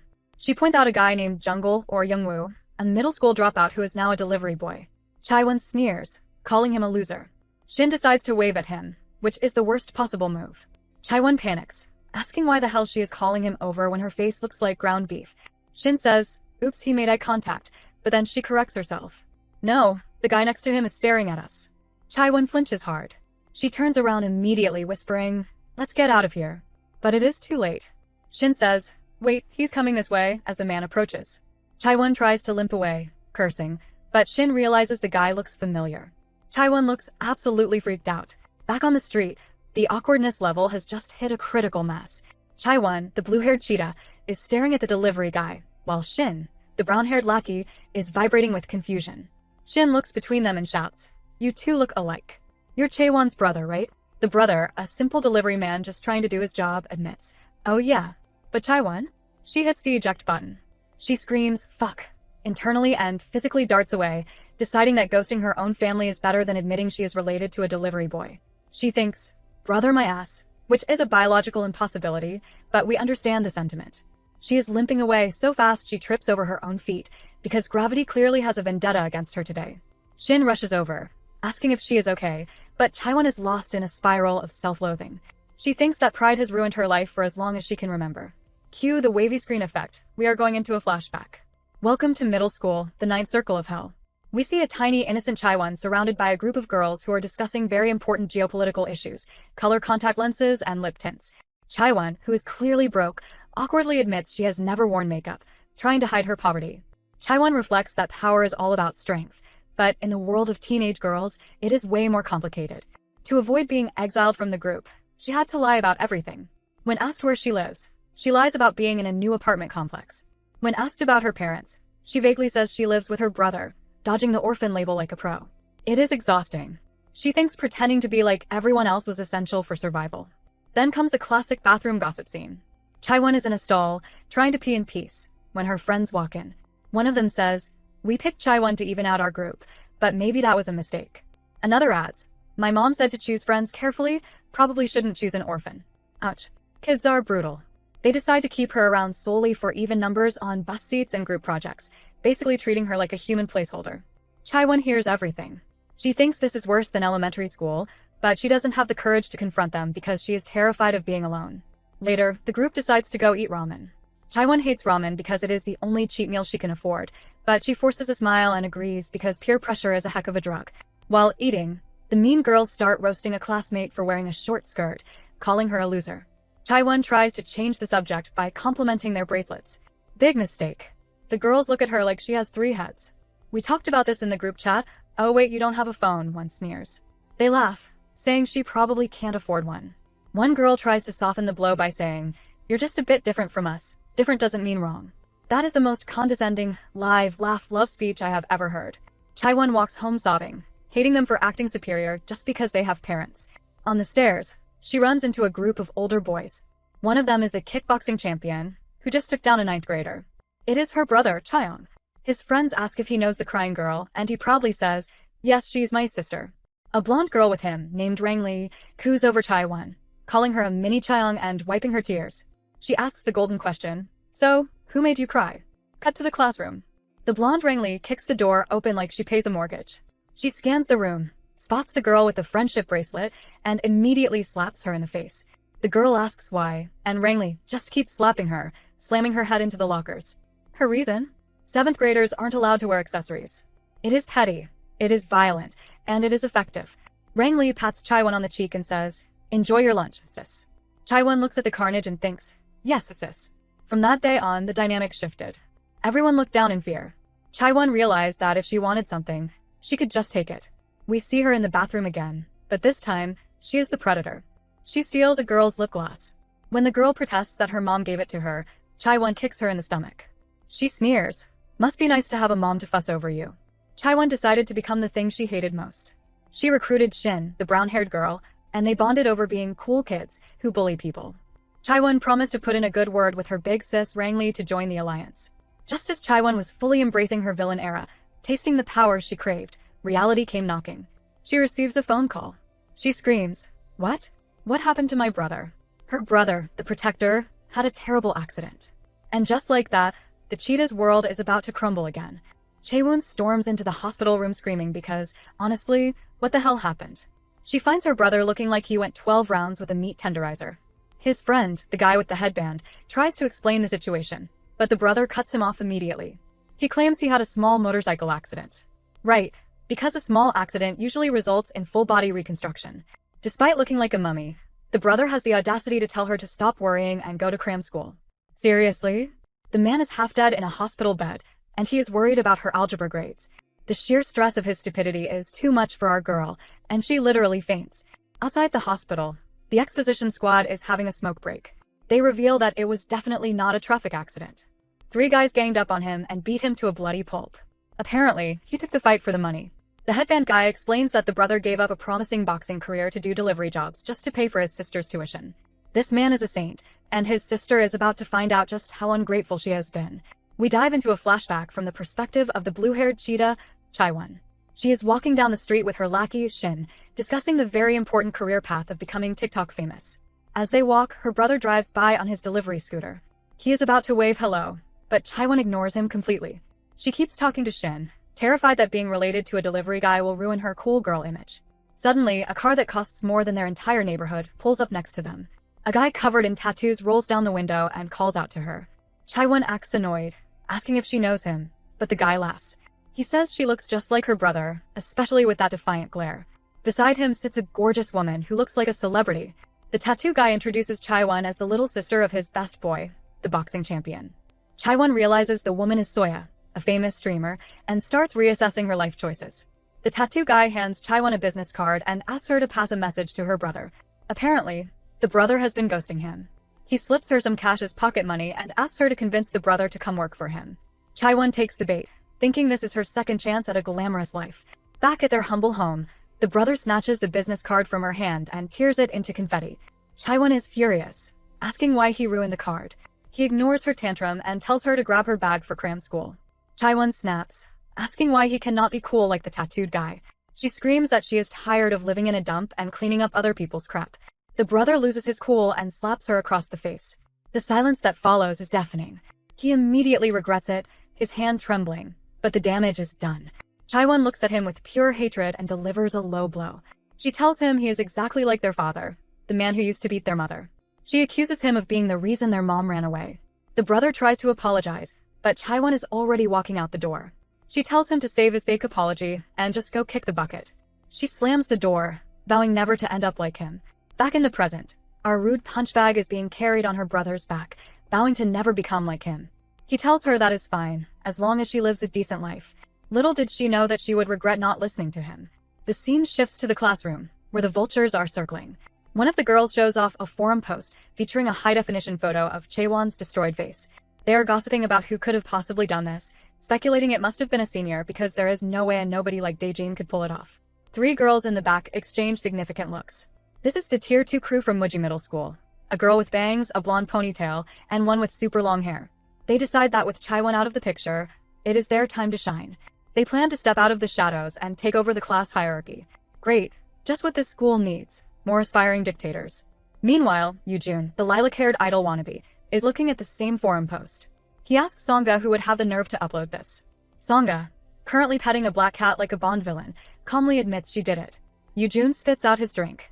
He points out that sabotaging her own team is a risky move that could turn Chaiwon against them. Songa continues to stroke the cat, asking Yoojun if he could tell this cat, Snowball, apart from others. He says probably not. Songa explains that Snowball knows exactly who she is, because she is the one who feeds her. To the cat, she is the only human who matters. She stands up, declaring that Chaiwon is exactly the same. By destroying Chaewon's reputation, she ensures the girl has nowhere else to go. Chaiwon needs Songa now more than ever. Songa tells Yoojun not to worry about the politics, and orders him to do what he is good at. Yoojun looks confused until she clarifies. She wants him to use his skills to find our queen's phone. The hunt is on, and the blonde psychopath is pulling all the strings. We open inside the mind of the lilac-haired idol trainee, who is currently having a main character moment. He is busy flexing his credentials. He is about to debut. He has 300,000 followers, and he could have gone to an arts high school. But no, he claims he is too smart for that. He decided not to put all his eggs in one basket because the entertainment industry is ruthless. He imagines a terrifying scenario, some random trainee sobbing on the floor because he got dropped from the debut lineup after being promised a spot. Our lilac-haired schemer looks at that pathetic display and thinks, not me. He has a plan B. His daddy taught him well, stay glued to Songa, the school's golden ticket, and get a recommendation for a top university from the chairman himself. He has been working double shifts, balancing dance practice and grades, and he refuses to let his perfect future be derailed by some loser. He confronts the blonde psycho Songa, asking if she is talking about that again. She coolly asks if he has forgotten, and he clenches his fist. Forgotten? How could he? He knows exactly how dangerous our queen is now. He has a traumatic flashback to her ripping his uniform open and declaring she has no issues striking a man. He realizes that if he messes with her again, she might leave a scar on his flawless face. And let's be real, his face is his entire personality. He shakes his head, freaked out by the memory, wondering why he has to be the one to dodge her punches when there are plenty of other easy targets around. Just as he is spiraling, Songa snaps him out of it, asking what he is spacing out about. Yoojun panics and pulls the oldest trick in the book, aggressive flattery.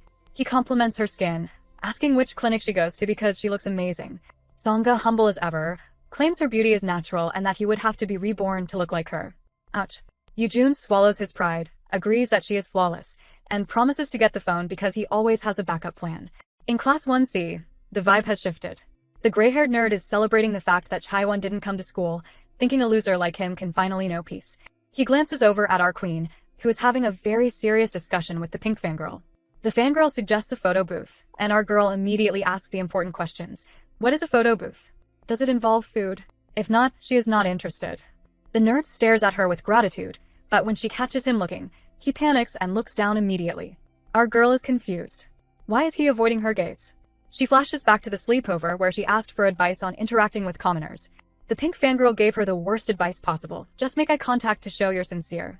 Back in the present, our queen decides to test this theory.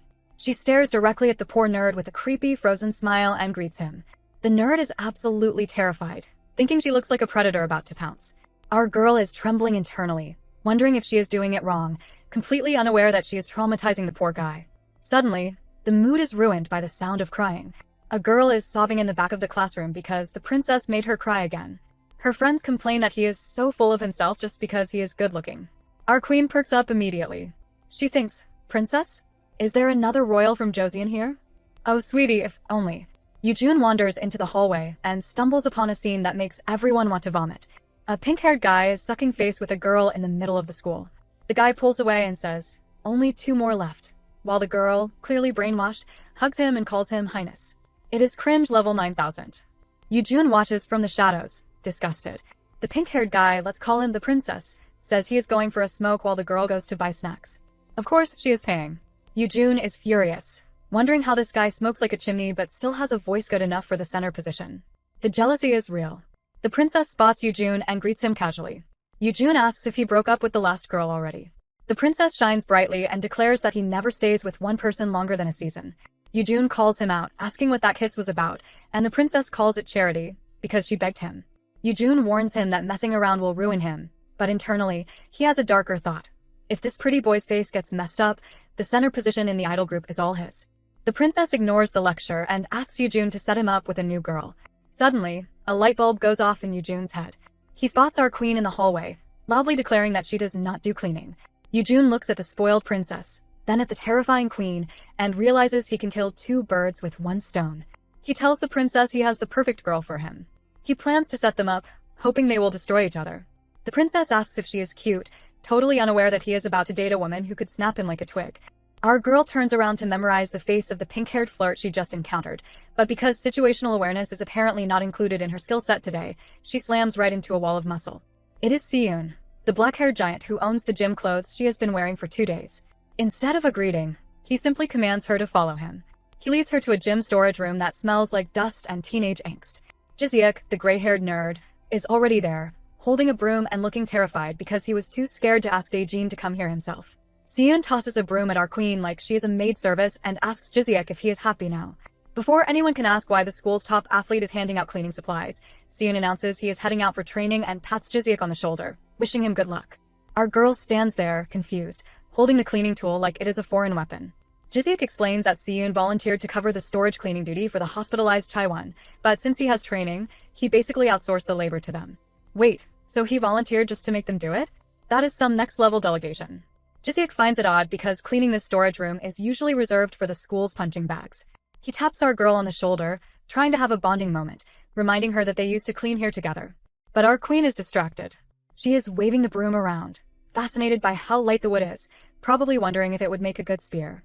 Jiseok explains that this room is actually the bullies' VIP lounge.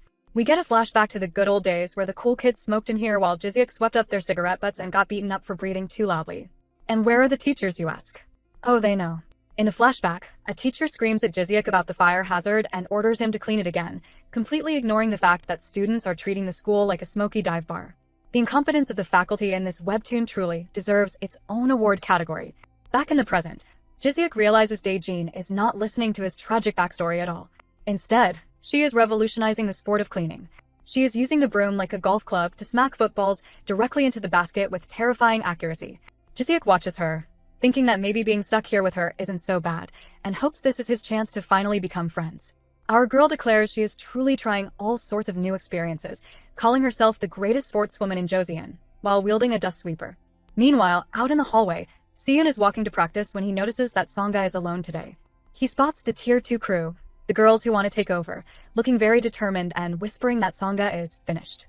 But then, Seon overhears something even more interesting. Yoojun, the matchmaker from Hell, is on the phone, confirming that she wants to see the guy in person, and that he should go to the gym storage. Seon pauses. He knows the storage room is being cleaned right now. He remembers Yoojun plotting to set the princess up with someone and realizes that if Yoojun is involved, this is definitely a trap. He hears Yoojun tell the person on the phone to check if she even has a phone, which is a very specific instruction for a blind date. Outside, Songa is having a lovely conversation with Snowball the cat, asking if he is hungry again. Suddenly, 3 shadows appear over her. It is the Tier 2 crew, led by Zamingu, who greets her by calling her a piece of sh*t. It seems everyone wants a piece of the queen bee today. Back in the gym storage, our girl has finished her work. She sweeps the last of the dust, declaring that she has cleaned so thoroughly that not even the queen of fleas could find a spot to settle. She turns to ask Jiseok if he is alright, but she finds him trembling on the floor, stuttering in fear. The door has opened, and a new group of delinquents has entered. A guy is grabbing poor Jiseok by the collar, asking if he is serious. Meet Hong Kong, the 11th grade ringleader candidate. It looks like the storage room is about to get messy again. The scene shifts to a white car where the lilac-haired schemer is hiding behind a face mask. He remembers seeing the princess, aka the pink-haired player, kissing a girl earlier, and his little hamster wheel of a brain connects the dots.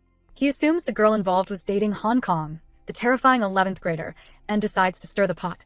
He texts Hong Kong, telling him to head to the gym storage immediately because the clown who messed up with his girl is there. He snickers, thinking Han is going to absolutely destroy the princess, calling it a taste of justice. Satisfied with his chaotic matchmaking, he decides to prioritize what truly matters, his skin. He tells his mom he needs to switch dermatologists because a future boy band center cannot just get treatments anywhere. The vanity is truly blinding. Meanwhile, back in the gym storage room, the vibe is less spa day and more imminent death. Hong Kong, the 11th grade ringleader candidate, is gripping our poor nerd by the collar. One of the lackeys tries to be the voice of reason, pointing out that these are just the cleaning crew and probably not the ones who cheated on him. Hong Kong throws the nerd to the ground, veins popping, furious that the punk, the princess, isn't there yet. He wonders if the guy chickened out. The lackeys, instead of being intimidated, start gossiping like they are at a sleepover. They discuss the princess's secret to getting girls, wondering if it is his sincerity or just his ridiculous face. One guy claims girls go wild just making eye contact with him. Speaking of eye contact, our queen has heard enough. She interrupts their little romance book club with a command, "Put out your cigarettes." The bullies are shocked. Did the cleaning lady just give them an order? She tells them to get out. The nerd, proving he has a death wish or a heart of gold, tries to step in. He tells Dae-jin to leave, terrified because he knows Hong Kong is next in line for the throne and is absolutely lethal. Hong Kong approaches, claiming he is in a foul mood and wants to smash everything. And here comes the classic toxic masculinity line. He says a real man doesn't hit girls. The nerd apologizes profusely, promising to clean up, and Hong Kong agrees to let him, but not before deciding to use him as a punching bag by proxy. He punches the nerd so hard his glasses fly off.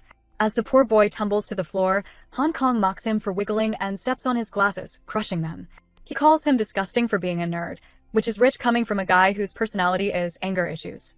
One of the lackeys jokes that Han should go easy or he might stunt the kid's growth. Another bully starts flexing, thanking his mom for his natural gains. Hong Kong leans in close to our queen, explaining that if she walks out of line, her friend gets hurt instead.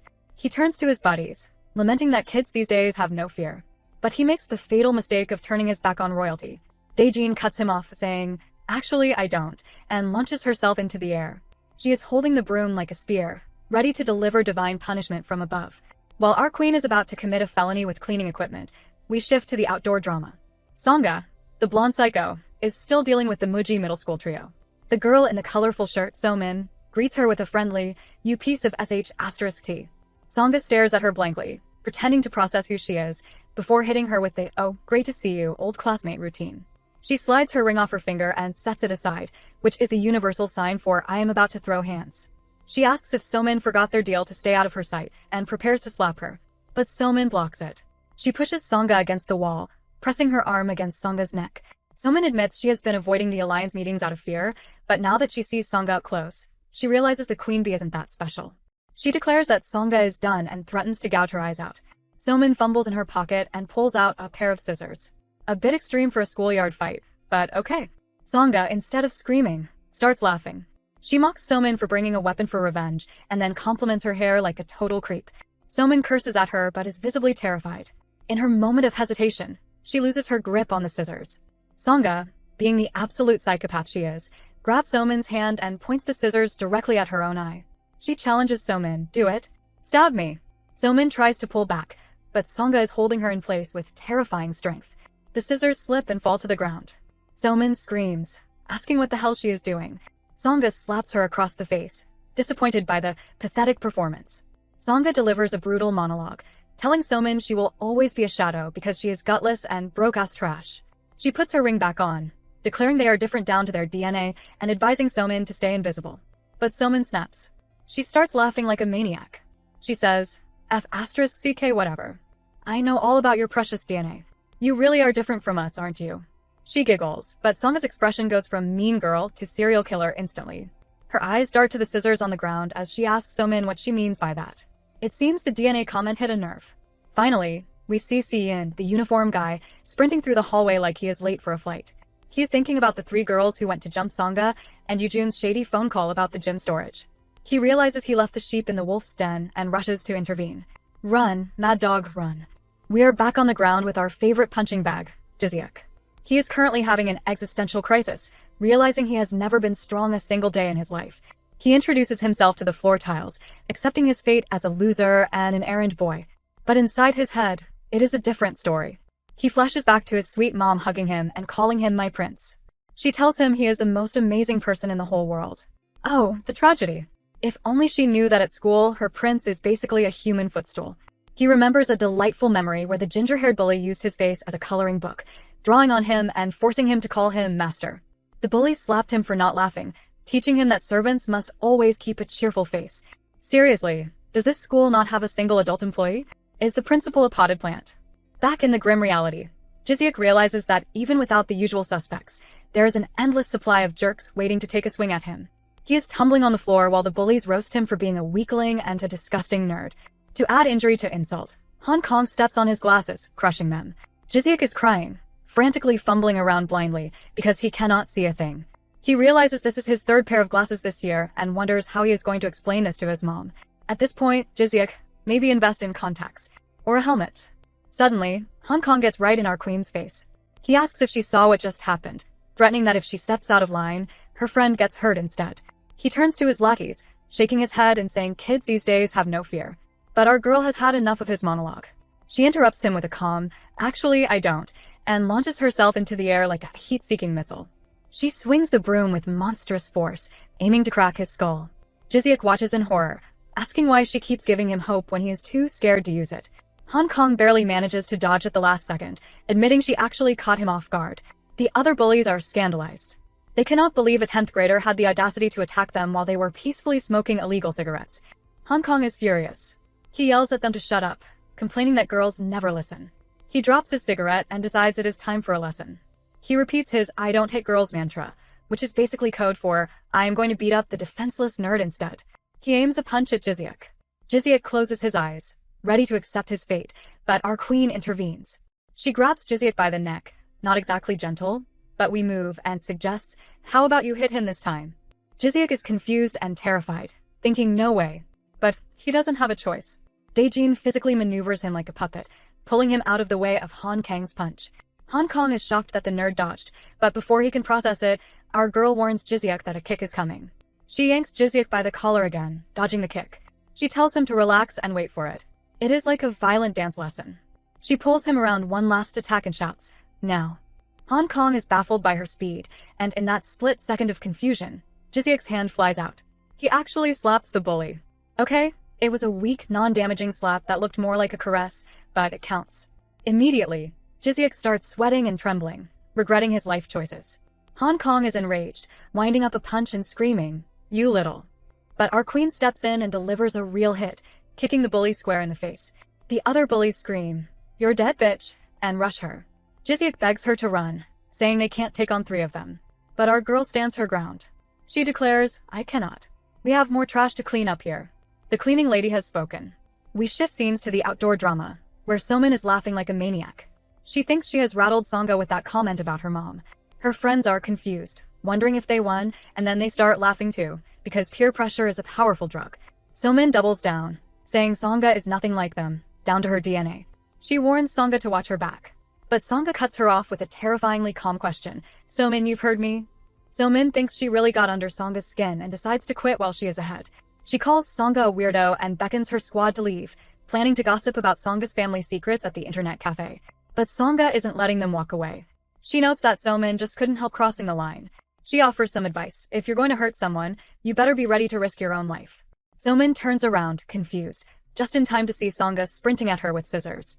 Sangha tackles her to the ground, strangling her with one hand. Somin screams for help, but her friends are too petrified by the look in Sangha's eyes to move. Sangha reminds Somin of their little secret regarding the next time they met. She slides the scissors towards Somin's hand, complimenting her pretty fingers. Somin screams in terror, pulling her hand away as Sangha starts stabbing the ground right between her fingers. Sangha plays a game of 5-finger fillet on the pavement, missing Somin's flesh by millimeters as the girl dodges for her life. Sangha smiles like a true psychopath and asks if she is scared. She muses that it might be a waste to throw her life away for someone as pathetic as Somin. She decides it is getting boring and raises the scissors for a final strike, telling Somin to consider herself lucky if Sangha's face is the last thing she sees. Just as the blonde psycho is about to deliver the final blow and turn a high school rivalry into a true crime documentary, a hand grabs her wrist shouting, "Stop." It is Cian, the uniform guy, panting like he just ran a marathon to save her soul. He turns to the terrified victims, who are probably contemplating transferring schools right now, and tells them to get lost. Then he turns to Sangha with a face full of worry and asks, "Are you hurt anywhere?" "Sir? Excuse me?" She is the one holding the scissors. That is like asking the iceberg if it got bruised by the Titanic. Sangha looks at him like he is speaking an alien language and asks, "Am I hurt? Don't you mean Somin?" At least she is self-aware. He nags her, reminding her that she promised to walk away if things got messy, clearly terrified that she might get hurt like last time. Sangha is not having this sentimental moment. She slaps his hand away, calls him weak for worrying about the aggressor, and dusts off her shirt like she didn't just play five-finger fillet on the pavement. She coldly commands, "Let's go, my father is waiting," and starts walking away. Cian follows, because of course he does, but he pauses to look back at the gym storage room. He is spiraling, thinking that the cleanup should be done by now and remembering that Yujun promised not to involve her again. This triggers a dark flashback. We see Cian finding the original version of our girl sitting unconscious on the ground, her blouse unbuttoned. Cian goes into full mad dog mode, glaring at the culprit, the lilac-haired schemer Yujun. Yujun shuffles back, putting his hands up in surrender, trying to say, "Just listen to me." Cian isn't in a listening mood. He grabs Yujun by the collar, roaring, "What the hell did you do to her?" Yujun, being the weasel that he is, retorts, "What is it to you? Are you her boyfriend or something?" Big mistake. Cian slaps him across the face so hard it probably reset his skincare routine, but Yujun just laughs, wiping his lip, and decides to go for a verbal fatality. He mocks Cian, asking if the others know that the school's mad dog is just a mud on Sangha's leash. He tells Cian, "You think living under the same roof makes you special? You're just her guard dog who needs permission to breathe." Cian clenches his fist, but Yujun isn't done.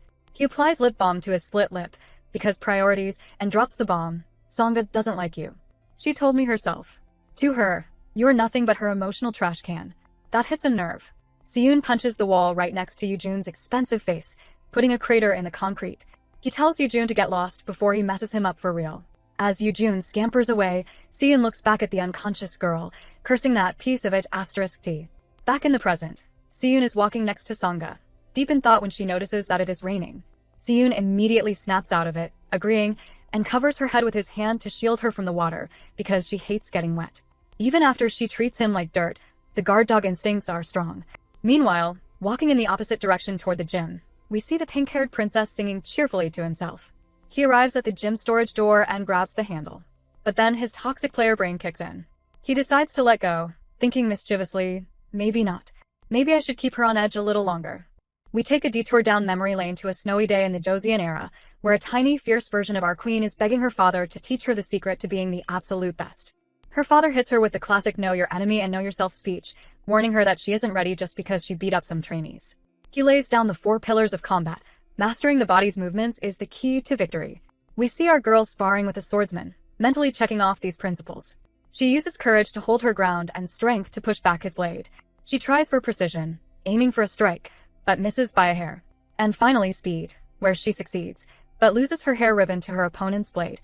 Her father's voice echoes, telling her to keep these 4 principles close to her heart. Snap back to 2024, inside the dirty gym storage room. Jizyuk, the trembling nerd, has just slapped the bully, Hong Kong. Our queen looks at him and mentally checks off the first box, courage. Now it is her turn. She declares that strength is her greatest asset and proves it by kicking Hong Kong directly in the face. Hong Kong, clearly not a fan of facial reconstruction surgery, asks if she thinks this is funny. His minions decide to rush her, screaming generic villain lines like, "You're dead, bitch." Our girl doesn't panic. She grabs a cleaning tool and uses the wooden handle to block a punch. She analyzes her attacker, strong, but lacks technique. She punches him square in the face. Another goon grabs her from behind, shouting that he has her trapped. Our queen sighs. She notes that while his grip is strong, he is painfully slow. She reverses the broom handle and smacks him in the head without even looking back. Multitasking at its finest. Hong Kong, realizing his minions are useless, grabs a bat and charges at her, cursing up a storm. He swings wildly, smashing a wooden box into splinters, but our girl dodges every strike. She analyzes him and admits he is actually solid all around. Hong Kong, frustrated that he can't hit a high school girl with a bat, asks who the hell she is. She replies with the most main character energy possible, "I am the very best." She realizes Hong Kong has strength but lacks precision, so she improvises. She grabs a handful of chalk dust from the broken box and blows it right into his eyes. Dirty fighting? Maybe. Effective? Absolutely. Hong Kong flails around blindly, screaming at his loser friends to help him. Our queen takes advantage of his lack of vision and delivers a devastating kick to his stomach. She grabs him by the collar and delivers a new decree. Ranks don't mean a thing in this storage room. She is the one in charge of cleaning up the trash today. She raises her fist, threatening that if he ever hurts an innocent person again, she will teach him exactly where he stands. Just as she is about to deliver the final blow, the door creaks open. It is the princess. The pink-haired player enters holding an umbrella and a plastic bag, looking like he just stepped out of a romance K-drama. He strikes a pose and asks, "Did I keep you waiting?" He explains he was late because he stopped to buy snacks.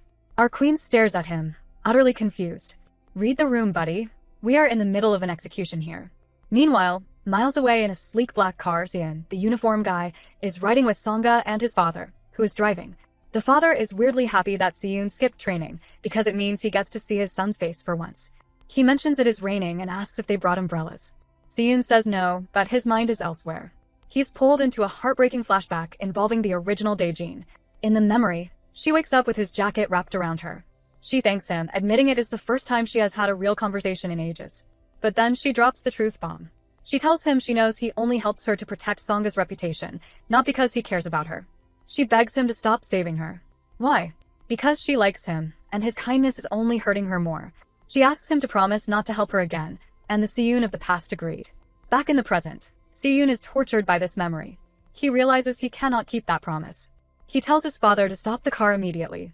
His dad is confused, asking if he forgot something. Songa surprisingly covers for him. She coldly tells the driver to stop, claiming he left something at school. Siyun grabs an umbrella and sprints back toward the school building, leaving his dignity and dry clothes behind. Songa watches him go, staring out the window and muttering, "What a shitty day. Even the villain is having a bad time." We shift focus to the inner workings of Han Kang's mind, and honestly, it is a mess in there. He prides himself on being a top contender for the school's ringleader spot, but beneath that tough exterior lies a man who is absolutely down bad. We flash back to a scene with Hanol, the girl who was busy sucking face with the princess earlier. Hong Kong approaches her while she is smoking, and he is fully prepared to throw away his rank, his reputation, and his dignity just to be with her. When she tells him they are from different worlds, he dramatically offers to give it all up in a heartbeat. Hanol looks at him with a predatory glint in her eyes, grabs his face, and asks if he is willing to be her toy. And this man, this supposed alpha fighter, actually agrees to it. The bar is on the floor, and he brought a shovel. Back in the present, Hong Kong is being humbled by our queen, who has him by the collar. He is spiraling, furious that after all his hard work to win over Hanol, she is off with some pretty boy, and he is currently getting sucker punched by a 10th grade girl. Our girl raises her hand, ready to deliver a final lesson on why he should never hurt innocent people again. Hong Kong prepares to take the hit, humiliated that he is being bested by a girl. But before the fist connects, the door creaks open. The pink-haired princess enters, holding an umbrella and a plastic bag like he just popped out for a convenience store run. He flashes a dazzling smile and asks if he kept them waiting. Hong Kong analyzes the newcomer and immediately clocks him as the pretty boy who stole his girl. He screams an insult that would usually get censored, but the princess just walks in calmly, noting the tension in the room. Our queen is baffled, wondering why this guy is crashing her cleaning session. Hong Kong demands to know where Hanol is, accusing the princess of being a player. The princess just laughs it off, lecturing the bully on his vocabulary. He claims girls hate vulgar words and that Hanol prefers gentle guys, which is basically pouring salt in the wound. Hong Kong is trembling with rage, ready to explode. The princess coolly explains that he only bought 2 cups of instant noodles, implying he doesn't have enough to share with the angry mob. Then he pivots, grabbing our queen by the wrist and declaring that he already has plans with her. Daejin is confused, mainly because she definitely did not agree to a noodle date. He tries to pull her away, saying let's go, but our girl has a strong work ethic. She plants her feet and refuses to leave, insisting she still has trash to clean up. The princess sighs, whispering for her to just play along, but Daejin is stubborn.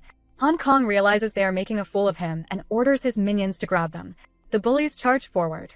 Daejin warns the princess to step back because it is dangerous, but the princess has other plans. He smiles at her, admitting that he absolutely refuses to fight because he cannot risk messing up his beautiful face. He cheerfully hugs her, asking if she likes rainy days. Before she can answer, he snaps the umbrella open inside the room, using it as a shield. He declares that fighting is all about having the right tools. Then, he grabs a bottle of cleaning fluid and splashes it directly at the charging bullies. Hong Kong and his minions scream as the mystery liquid hits them, shouting that it stinks. Chemical warfare in a high school gym? This guy plays dirty, and it is effective. The princess smiles, satisfied with his work, and grabs Daejin's hand again. He apologizes for the wait and bolts out the door, dragging our confused queen with him. Just as they make their escape, Xian, the mad dog, arrives at the storage room. He is seconds too late. He sees the door burst open and tries to grab Daejin as she runs past, shouting her name. But he misses her arm and only manages to snag her hair ribbon. He stands there in the rain, left with nothing but a piece of fabric in his clenched fist, looking like the tragic lead in a drama. Meanwhile, the princess and the queen are sprinting through the rain. They finally stop to catch their breath, leaning against a wall in a hidden alley. Daejin asks if he is alright and why those guys were waiting for him.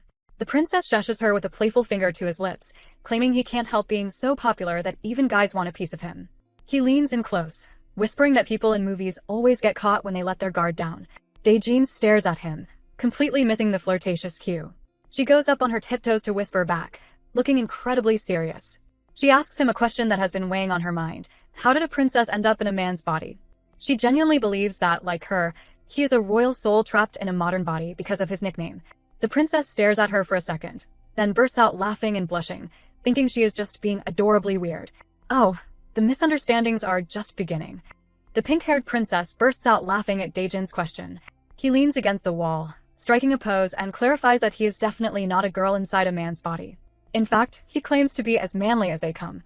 Daejin accepts this new information but immediately pivots because she has a much more important question on her mind. Cut to a convenience store, where the burning question is revealed to be about instant noodles. The princess buys her a cup of ramen, treating her like she has never seen food before. He gives her a masterclass on cooking it, demonstrating the complex technique of holding the lid down with chopsticks. He tells her they just need to wait 3 minutes and decides to use this time for an interrogation. He asks where she got that monstrous strength and why she talks like she just walked out of a historical drama. Daejin tells him to speak freely, but she is not listening to a word he says. Her entire brain capacity is dedicated to counting down the seconds. 1, 2, 3, 4, ensuring her noodles are perfectly al dente. She vaguely replies that it is too hard to explain, mostly because she wants him to stop talking so she can eat. The princess decides her mysterious vibe is actually cute and assumes she was just hiding her strength to catch people off guard, which he thinks is cheating but adorable. He reaches out to tuck her hair behind her ear, trying to have a romantic moment. But our queen has no time for romance. The 3 minutes are up. She lunges for the noodles. However, tragedy strikes. Because Xian, the mad dog, stole her hair ribbon earlier, her hair keeps falling into her soup. She mentally scolds the uniform guy for showing up and causing trouble, regretting that she did not bring her loyal nerd servant, Jizyuk, to handle these menial tasks for her. The princess notices her struggle and steps in to save the day. With a hair tie in his mouth, he gathers her hair, bragging that having 2 older sisters made him an expert at this. He ties it up into a messy bun and tells her she is all done. Our queen catches her reflection in the window and is genuinely impressed.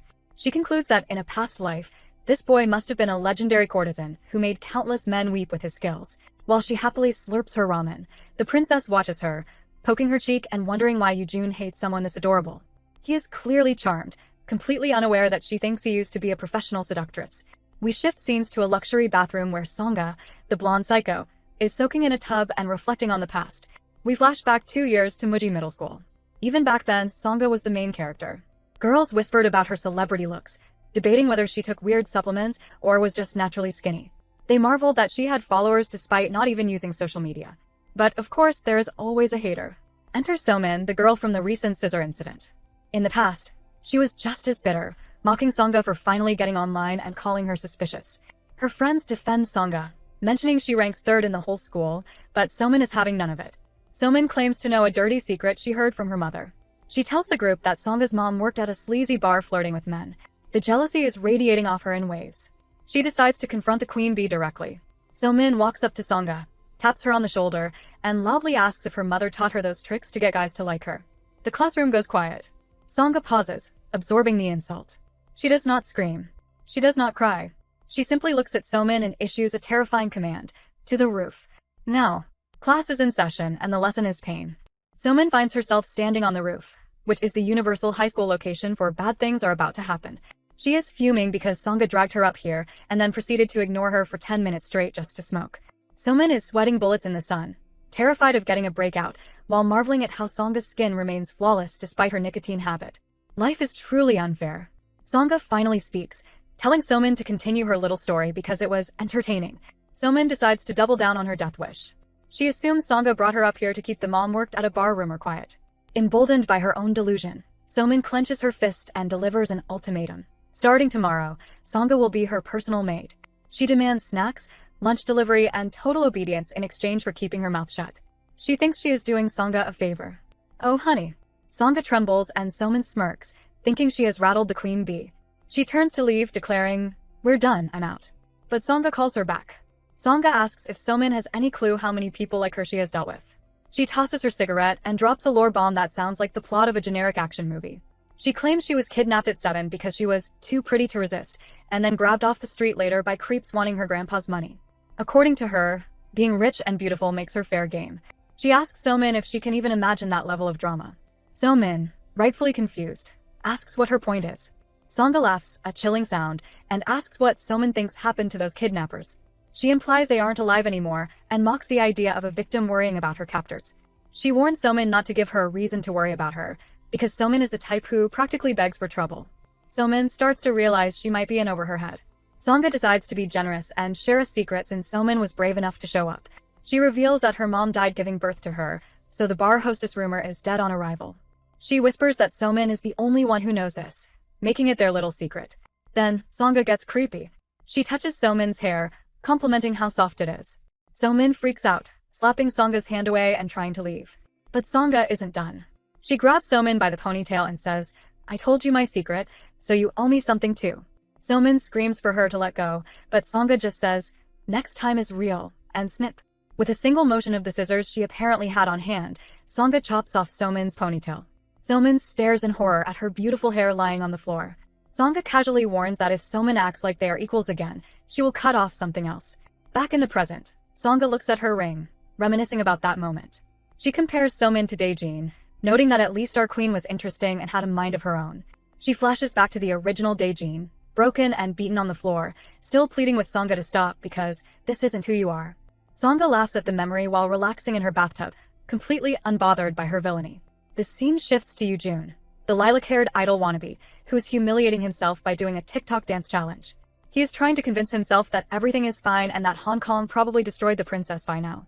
He kicks his camera setup in frustration, complaining that he can't even eat fried food because of his diet. Suddenly, his phone buzzes with a notification that ruins his life. It is a message from his CEO announcing that Manhwa, the princess, has been cast in a drama directed by the legendary John Bong. It is the perfect promo before his debut. Yoojun spirals. He screams, "Acting? John Bong? F***CK.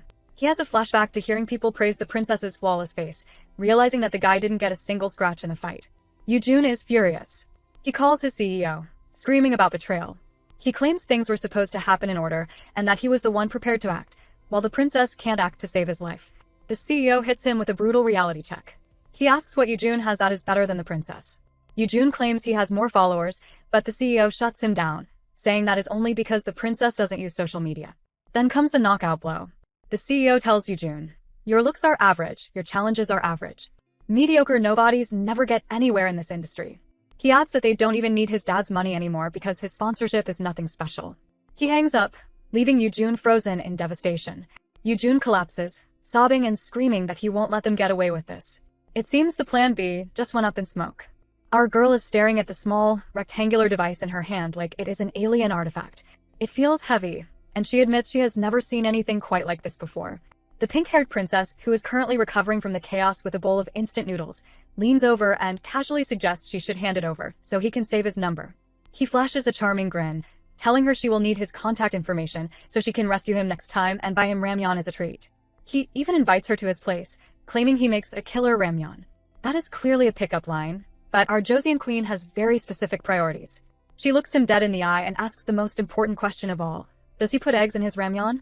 When he confirms that he does, she decides she might make an exception for this princess because anyone who respects the sanctity of an egg cannot be all bad. The scene shifts back to the school, where our girl is presenting her new treasure to Siyun. She explains she found something similar on her desk and decided to bring it along. Siyun takes the phone from her hand, looking annoyed, and points out that if she had a phone this whole time, she could have at least called to say thank you for yesterday. Our girl is baffled. She wonders what exactly she is supposed to be thanking him for. Is he expecting gratitude for returning her hair ribbon? While she is busy being confused, she suddenly remembers the mess she left behind.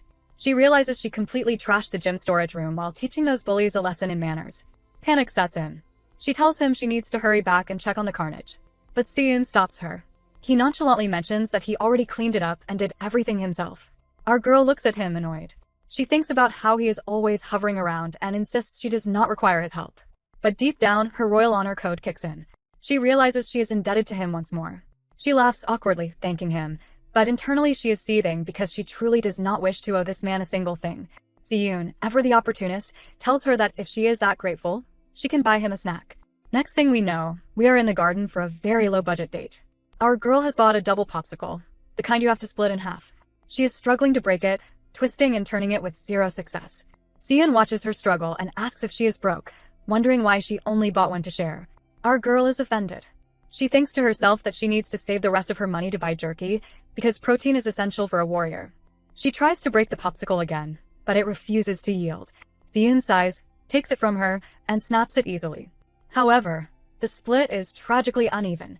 One side is a tiny quarter, and the other is a massive chunk. Our girl stares at the pieces, clearly annoyed, trying to calculate which part she will get. But Siyun claims he does not like chocolate anyway and takes the smaller piece for himself. Our girl lights up immediately. She happily accepts the larger portion, takes a bite, and declares it truly delightful. She is practically glowing with happiness. Once the sugar rush hits, our girl shows the phone to Siyun again and asks if he knows how to use this mystical object. Siyun points out that it is locked with a passcode and asks if she knows what it is. Our girl just looks at it and shakes her head in disapproval, as if the technology is personally insulting her. Siyun tells her to try and recall a number that really matters to the owner, or perhaps a number that matters to her, and then says he is heading out. As he turns to leave, our girl calls out to him.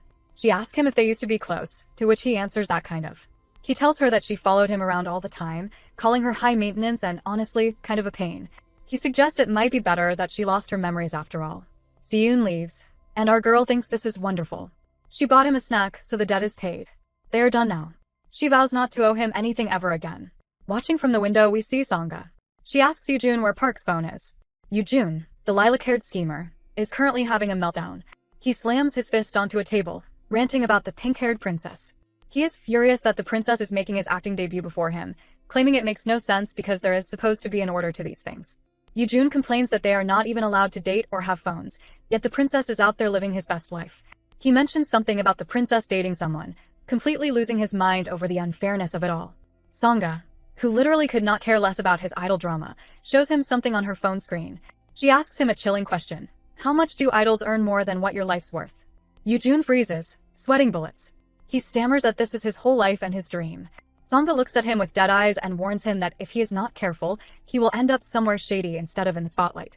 She reminds him that he is barely holding his spot in the group as it is. She orders him to pull himself together because midterms are coming up.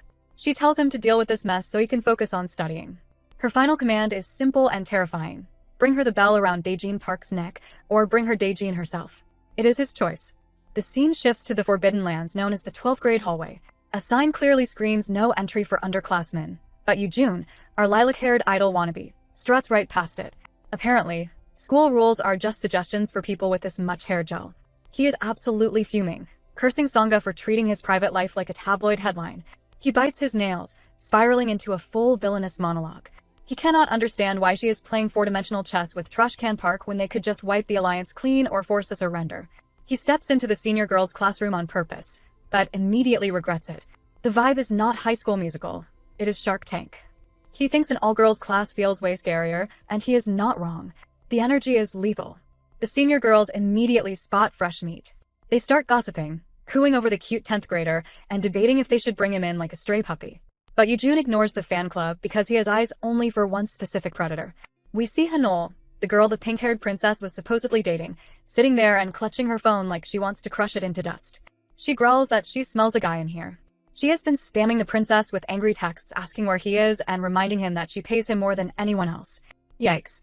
Turns out the princess is a luxury subscription service. Hanol is wondering who the skank is that stole her toy when Yujun spots her and realizes his plan is in motion. He says hello. And just like that, the two villains start whispering. The enemy of my enemy is my new accomplice, apparently. We cut back to the wholesome side of the school where Ayun, the pink fangirl, is interrogating our queen. She demands to know what Daejin was doing yesterday because she waited ages for their photo booth date. Our girl checks her phone and coolly replies she was busy cleaning up some trash. Technically, beating up bullies is a public service. Daejin invites her along today, but first, she grabs Ayun by the arm and asks for a precious number to crack a phone password. Ayun misses the point entirely and suggests the Rabbit Girl's debut date. Wrong genre, sweetie. Daejin glances at Siyun, wondering if the password is related to her stalker face. Suddenly, Jiseok, the nervous nerd, approaches. He apologizes, asking if he can skip cleaning duty to handle some business. Our queen benevolently waves him off. Jiseok thanks her for saving his life yesterday, and Daejin smiles like a gracious ruler. But we know better. Jiseok is not skipping work to play video games. He walks into a dark alley. Someone asks why he called him out. Jiseok stammers that he has a cleaning routine, but the person waiting is not a friend. It is Yoojun. The lilac-haired weasel grabs Jiseok by the head, sneering. He slaps the poor guy, asking if Han did not hit him hard enough yesterday. He claims the big guy went easy on him, and now Jiseok thinks he is tough just because he survived. Yoojun launches into psychological warfare. He slaps Jiseok again. Seriously, does he have a quota to fill, telling him not to overstep just because he hangs out with Park? He sneers that Daejin does not even see him as a friend. Jiseok trembles but smiles sadly, admitting he knows he is useless, and he knows she will not help him again. Yoojun laughs, loving the misery. He mocks Jiseok for thinking the queen cares about a loser like him now that she has leveled up. He slaps him again, calling him a good-for-nothing coward for coming here alone. Jiseok shakes, but manages to whisper that Daejin will never lose to anyone. Yoojun bursts out laughing. He asks if Jiseok knows who Hanol is. He describes her as Muji's MacGyver, a girl who fights with actual weapons and is even worse than Hong Kong. He warns that Hong Kong is coming for their eyeballs next. Jiseok starts crying, begging for it to stop. Yoojun smirks, calling him a pathetic loser. But inside Jiseok's head, the queen's voice echoes, reminding him that he was born with great courage and proved it himself. Back in the present, Jiseok thinks to himself that he was indeed brave. Yoojun is still yapping, saying Han told him Jiseok could not even take a punch and is not a real man. He asks if he should test that theory. Jiseok snaps. He tells Yoojun to shut up. Yoojun's eye twitches at the audacity. He charges to strike, but Jiseok does not flinch. He shouts back, asking if Han also told him that he hit back. And bam. Jiseok punches Yoojun straight in the face. The nerd has hands. Yoojun holds his precious face, absolutely flabbergasted that the school punching bag actually fought back. He asks if the nerd has lost his mind, but Jiseok admits he is done playing nice. Yoojun's brain starts buffering as he recalls all the times he tormented this poor guy, forcing him to film videos in the bathroom and treating him like a literal piece of furniture. He remembers writing servant on Jiseok's face and demanding a smile, which is honestly psychopathic behavior. But instead of reflecting on his sins, the lilac-haired idol wannabe gets angry. He grabs Jiseok by the collar and demands to know what he told our queen about the past. We get a flashback revealing that Yoojun explicitly ordered the ginger bully to keep Jiseok away from the gym that day, so he could be alone with the original Daejin. Yoojun leans in and whispers the grossest confession of the year. He admits he had fun with her while she was unconscious, talking about taming her and how good she smelled. Someone call the police or at least a therapist, because this guy is officially a monster. Jiseok realizes this guy is beyond redemption. He spits right in Yoojun's expensive face and shoves him away, declaring that if no one else will protect her, he will do it himself. Yoojun laughs, thinking he can humiliate the nerd again, and yanks Jiseok's pants down. But surprise! Jiseok is wearing gym shorts underneath. He has been pantsed so many times he started layering up. Yoojun, furious that his prank failed, swings a punch at Jiseok's face, shattering his glasses. But Jiseok just smirks. He pulls off the broken frames to reveal another pair of glasses underneath. This boy came prepared with backup eyewear. He is literally bulletproof. Meanwhile, back at the gym, our queen is stuck cleaning alone because the men in her life are useless. She is debating abandoning her post for ice cream when a new challenger approaches. It is Hanol, the senior girl who is dating the pink-haired princess. She acts all shy and sweet, asking what is going on between our girl and the princess. Our innocent queen, who has zero knowledge of modern slang, casually mentions that they ate ramen together. Siyun's eyes practically pop out of his skull. Apparently, in this era, eating ramen is code for something very different than just enjoying noodles. Hanol drops to her knees, sobbing and begging our girl to break it off, because she and the princess share something special. Our queen, assuming they are just talking about soup, tries to comfort her. She reaches out to help the crying girl up, but suddenly, Hanol's grip tightens like a vice. Our girl realizes this crying maiden has the grip strength of a gorilla. Hanol drops the act instantly. She wraps her phone cord around our queen's neck and tightens it, asking if she is deaf. She calls our girl a bitch and starts strangling her, proving that the crazy eyes run in the family. Our queen is baffled, wondering why no one told her that the senior class is full of homicidal maniacs. Back in the alleyway, the lilac-haired idol wannabe is laughing maniacally because apparently, he thinks he is in a low-budget villain origin movie. He turns to Jizyuk, the nerd who just punched him, and offers a despicable bargain. He tells Jizyuk to leave, but adds a condition. If Jizyuk brings him Daejin's phone, he will take his name off the servant list. Jizyuk is trembling, his fist clenched in pure rage. He asks if Yujun really thinks our queen is going to lose to some girl. Yujun smiles with the confidence of a man who has never been hit by a bus and says Jizyuk has no clue who he is dealing with. He explains that Hanol, the girl currently strangling our heroine, is known as Crocodile Hanol. Usually, she is lazier than a corpse, but once she spots prey, she snaps. She uses fake tears to lower her opponent's guard and then strikes with unbelievable strength. We cut back to the gym, where Hanol is proving his point by trying to squeeze the life out of our girl. She coughs, confused by this unladylike hugging, asking what on earth this is. Hanol dashes forward like a devil, jumping on top of her and initiating a crocodile death roll. Yujun's narration explains that once she locks on, it is game over. Our queen is struggling. She realizes that Hanol's leg strength is formidable and admits that she has never seen this technique before. It is called jujitsu, your majesty, and it is very annoying. Hanol grins, telling her to spit out every memory she has of the pink-haired princess. Watching from the sidelines is Seon, the uniform guy. He spots the phone Hanol dropped during the scuffle and quietly picks it up, probably wondering why his life involves babysitting these violent children. Meanwhile, our queen decides that if you cannot beat them, copy them. She thinks, very well, I shall simply imitate her. As they grapple, with Hanol thinking she might actually kill her, our girl asks the most important question of the fight. What sort of ramen do you favor? Priorities, people. Hanol is offended. She screams that the princess bought Daejin the most delightful ramen, which makes her furious because that cheapskate never pays for anything when he is with her. So, this entire deathmatch is over a bowl of soup? Hanol charges again, but our girl catches her and executes a perfect suplex. Daejin decides to try out the move she just learned. She pins Hanol down and asks if she is doing it correctly and if it hurts. Hanol immediately starts tapping out, trembling and crying, begging her to stop because she is going to die. Our queen, being a noble soul, is confused. She wonders why this girl is so fragile and loosens her grip. Big mistake. Hanol stops crying instantly, reveals the crocodile tears, and sneers, fooled you again. She wasn't unconscious at all. She grabs our girl and throws her, aiming to smash her into the hard floor. But suddenly, a gym mattress slides underneath our queen, cushioning her fall. Seon to the rescue. He slid it there just in time. Hanol immediately jumps on top of Daejin again, and our girl asks what this technique is called. Jujitsu mount position. Daejin looks at Seon confused, asking why he is here. Seon claims he only stepped in because if she gets hurt, he and Jizyuk will have to do all the cleaning themselves. He asks if she wants help. Our queen's pride is taller than the school building. She declares, I do not require your assistance. Seon turns around, saying fine, but warns her that if she stays in that position for 10 more seconds, she is going to pass out. Our girl decides that passing out is not on today's agenda. She tells him that will not happen, grabs Hanol by the shoulder, spins her around, and presses her elbow directly into the girl's chin. She counts down, 3 more 5, and puts the crocodile to sleep. Daejin stands up, dusts herself off, and tells Seon that since she did the cleaning all by herself, he must buy her an ice cream. She really knows how to negotiate. But the drama isn't over. Behind her, Hanol wakes up, and this time she has a knife. She lunges, but our girl dodges. Hanol looks at Seon and creepily asks, so, is this the man I smell? She implies she is going to stab him instead. Seon is unbothered, probably used to psychopaths by now. Just as Hanol is about to strike Seon, our queen rushes in and grabs her from behind to save him. But Hanol laughs maniacally. Fooled you again, huh? The attack on Seon was just a feint. She spins around in Daejin's arms, aiming the knife right at our girl. This girl has more plot twists than a soap opera. Our queen is not impressed by this cheap jump scare. She dodges the attack with the grace of a ballerina and looks at the knife like it is a toy. She grabs Hanol's wrist and decides to give a free lecture on weapons handling, telling her, that is not how you use a knife.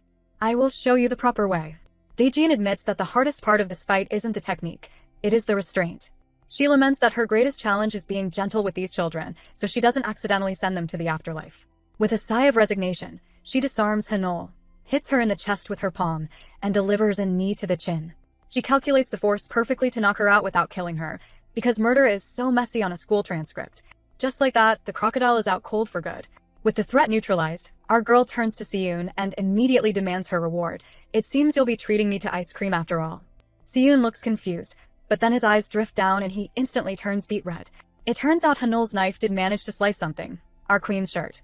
Seon, being the gentleman and prude that he is, takes off his jumper and hands it to her, mentally scolding her for being so reckless. Our girl just fidgets with the fabric, probably wondering why modern clothes are so flimsy. Suddenly, Jizyuk comes sprinting toward them, panting and asking if they are okay. Daejin looks at him and points out that he claimed he had important business, yet here he is.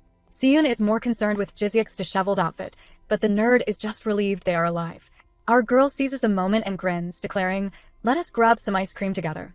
Siyun tries to protest that he never agreed to treat both of them, but Jizyuk steps up. He offers to pay, suggesting they get iced Americanos. Our queen stares at him blankly. "What on earth is that?" she asks. Cut to the three of them holding plastic cups. Daejin is staring at the dark liquid suspiciously, while Jizyuk happily sips away. Siyun assures her it isn't poison, which is exactly what someone feeding you poison would say. He explains it is just bitter and cool, warning her that it might keep her up at night. Our girl takes a sip and has a philosophical breakthrough. She notes it has a bitter start but a sweet finish. She decides that she prefers this to a strong poison that claims my life, finding it fascinating that this drink is meant to ward off sleep. While she contemplates the caffeine, Siyun warns Jizyuk about Hanol, calling her Muji's MacGyver because she crafts weapons. He tells Jizyuk to stick close to Daejin from now on because she has no fear and is a real warrior. Daejin sips her coffee and agrees. "Yes, stay by my side. I am indeed a true warrior." Jizyuk practically cries with gratitude, calling her Your Highness. Jizyuk heads off to cramp school because the grind never stops. Siyun asks if she has cracked the phone password yet, and when she says no, he suggests she just reset the device. After all, she has amnesia, right? But our girl refuses. She looks at the phone and says she feels like erasing the data would be disrespecting the life of the girl who used to own this body. She is determined to find out what memories are hidden inside. As they walk, a guy on a motorbike zooms past and tries to snatch the phone right out of her hand. But Siyun's reflexes are insane. He saves her and the phone in one smooth move. He scolds her for not watching where she is going and abruptly says he is heading the other way. Our girl stands at the bus stop, watching him walk away. She clutches the phone and remembers all the times he has called her high maintenance or a pain, yet he has saved her every single time. The bus arrives, but she ignores it. She realizes she needs to ask him something. She screams his name and runs after him. Siyun stops and turns around, asking why she is calling him. Daejin catches up, breathless, and drops the million-dollar question. "Did I like you?" She is asking about the original Daejin's feelings. Siyun looks away, unable to meet her eyes, and quietly admits, "I would say you did." Our queen looks at him, blushes, and smiles with genuine relief. "I'm glad I liked you," she says. Our queen finally cracks the code. She holds the phone up to Siyun and demands the digits. Cut to her bedroom later that night, where she enters the password. It opens instantly. The passcode was Siyun's birthday. Our girl sighs, realizing the original owner of this body must have liked the mad dog so much she used his birth date to secure her deepest secrets. That is tragically romantic, or maybe just a little bit stalkerish. She starts scrolling through the gallery. At first, it is just photos of that black cat, Snowball. Just a bunch of cute, harmless kitty content. But then she finds a video file that looks different. Curious, she presses play, and suddenly, we're thrown 3 months into the past. The video is dark and shaky. The original Daejin is cleaning up a mess alone because Jizyuk, the nerd, couldn't make it. She finds a ticket left on top of a drink and, being too trusting for her own good, she takes a sip. Big mistake. The lilac-haired idol wannabe, Yoojun, emerges from the shadows, licking his teeth like he is auditioning for a low-budget vampire movie. He mocks her for having no sense of caution, pointing out that she drank it without hesitation even after being bullied. The original Daejin realizes too late that she has been drugged. She starts trembling, but in a moment of sheer genius, she switches her phone to video mode and discreetly throws it to the side to record everything. Yoojun looms over her, asking if she wants to date him, claiming it would be an upgrade from being a servant. He is absolutely vile. Daejin begs him to stop, but he bites her ear, gross, and tells her to relax because he is not that bad. She tries to crawl away, shouting for help, but the drugs kick in. She feels heavy, unable to move, and eventually passes out.